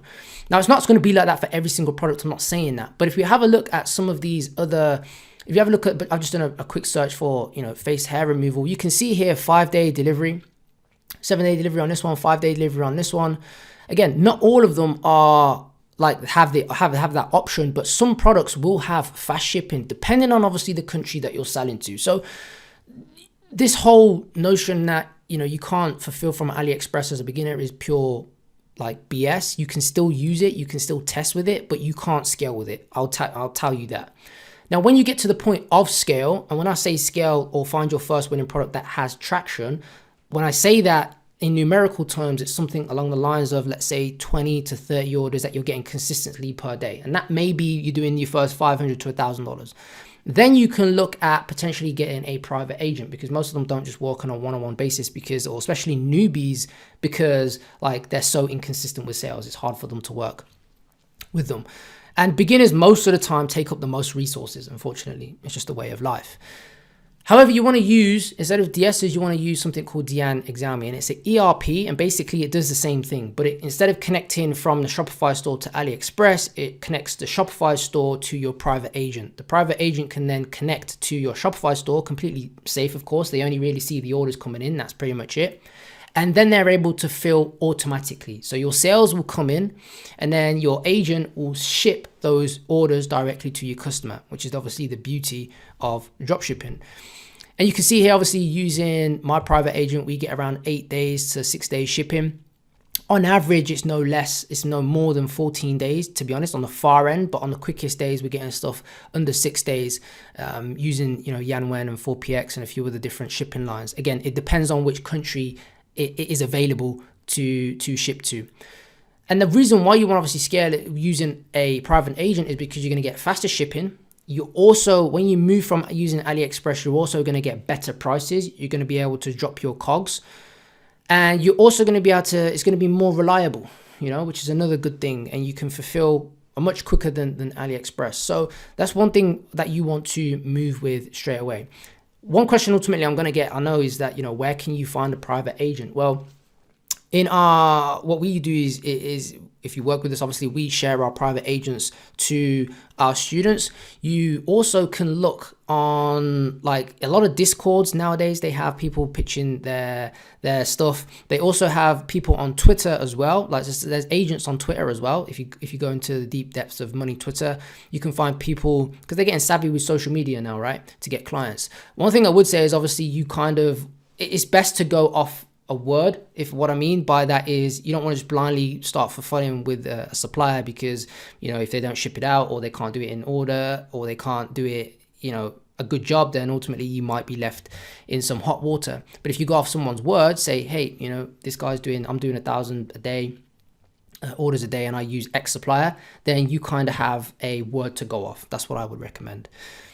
Now, next part is ultimately hiring. And again, when I first started off, I done everything myself. I come home from work, and you would answer customer queries. So you load up the emails and try and do the emails, and then try and do everything else after. But in order to scale, you cannot do everything yourself. It's literally impossible. And if you want to scale to 5-figure days, even further and beyond that, then you're going to need to build a team. It doesn't have to be a massive team. It should always be like a lean team if possible, and not just have dead wood floating in the team. But you want to hire. And the two places where I like to hire, or where I get the most of my hires from, is from online jobs and Upwork. Now I have a bit of a personal brand nowadays, so I can attract talent through posts on Twitter, etc., through my social media, which is obviously something which a lot of people may not have to start out with. But online jobs and Upwork were the first places where I got my first few VAs, who surprisingly enough are still with me to this day. So online jobs it's much cheaper than Upwork in terms of the labor costs. So you will find people on there that can do anything from video editing to customer VA work to handling emails, to handle disputes, any sort of mundane tasks that you need outsourcing that are taking up your time and resources.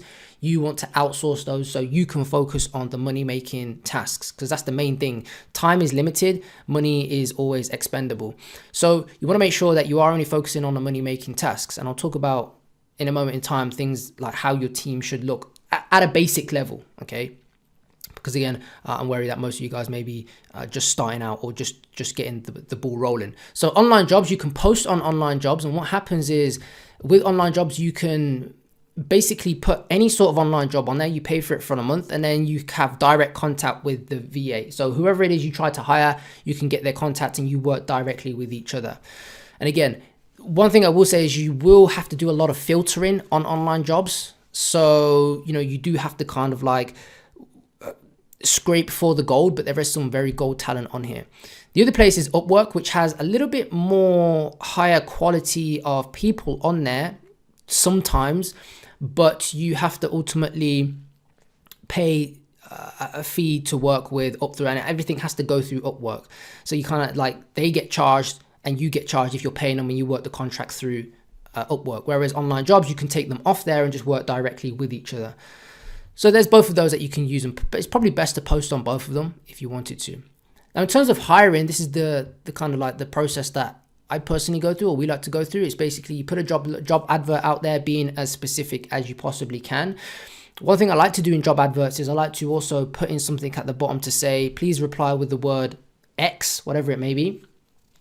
And then that way, if they don't reply with that word, you know that they're clearly just spam applying for all of those jobs. But if they do, then you know that they have also a level of attention to detail. Next, I just out the bat would shortlist a bunch of people, look at their portfolio, etc., etc. And if they've got X, Y, and Z, I only really like to ask for their best content, because if not, people will just send over a bunch of wash. You only want people to send you their best content. And if they personally feel that something that they've sent is their best content, then it should be good. If it's not, then just don't even shortlist them. So once you shortlist them, I then like to do like prelims, and then that would be things such as like, what's your internet speed like? Are you available full time?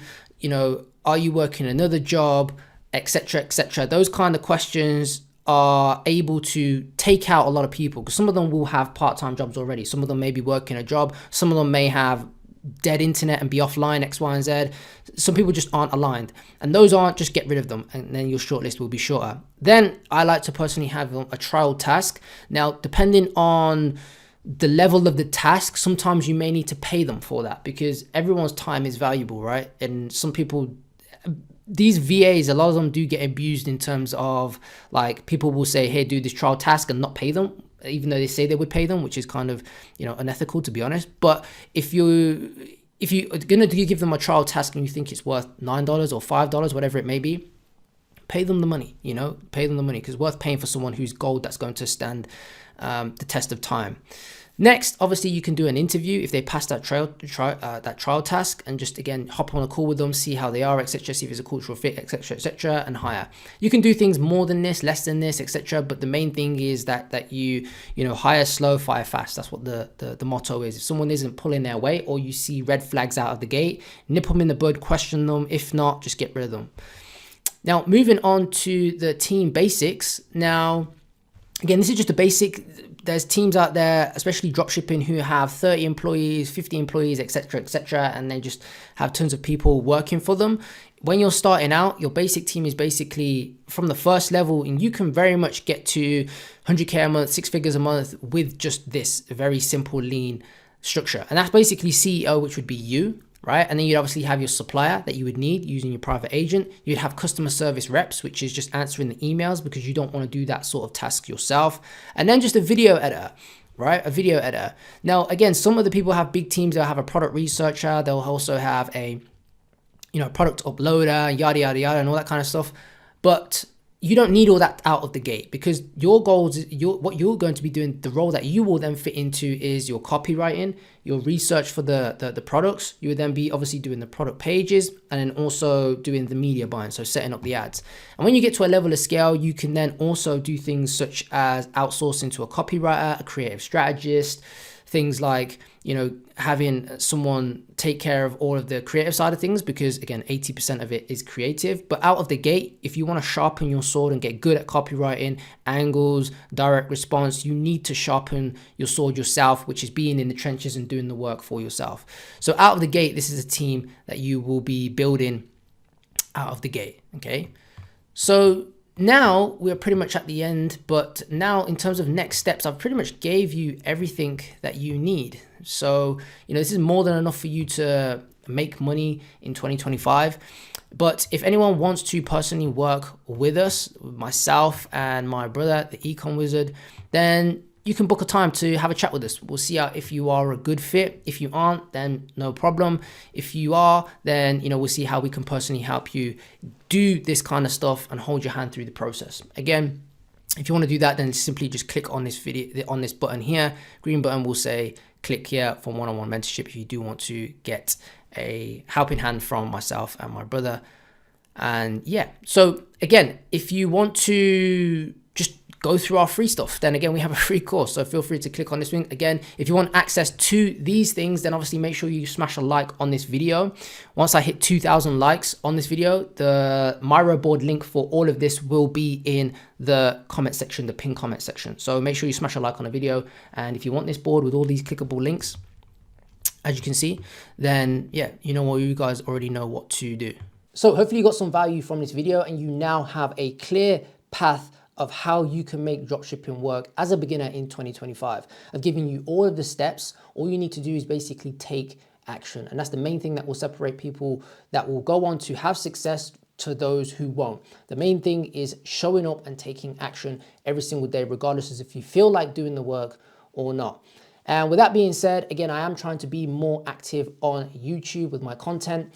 If you want to see more videos or you have any questions about anything that I've just talked about in this video, or you want me to do another video on any one of these sections, maybe you want me to go into a little bit more depth of product research or doing more Facebook ad stuff or AOV or whatever it may be, drop a comment down below. I will be going through and answering some of them and replying to some of those as well. And we'll make sure that we try and get those content uploaded to YouTube and be a little bit more active and consistent, because that's one of the goals that I'm trying to hit this year, is making sure that I get to 100,000 subscribers, because it's been way too overdue. So with that being said, again, hopefully you got some value from this video. I hope that 2025 is an amazing year for you. You can make dropshipping work. Just ultimately go out there and take action. Peace, and I'll see you again.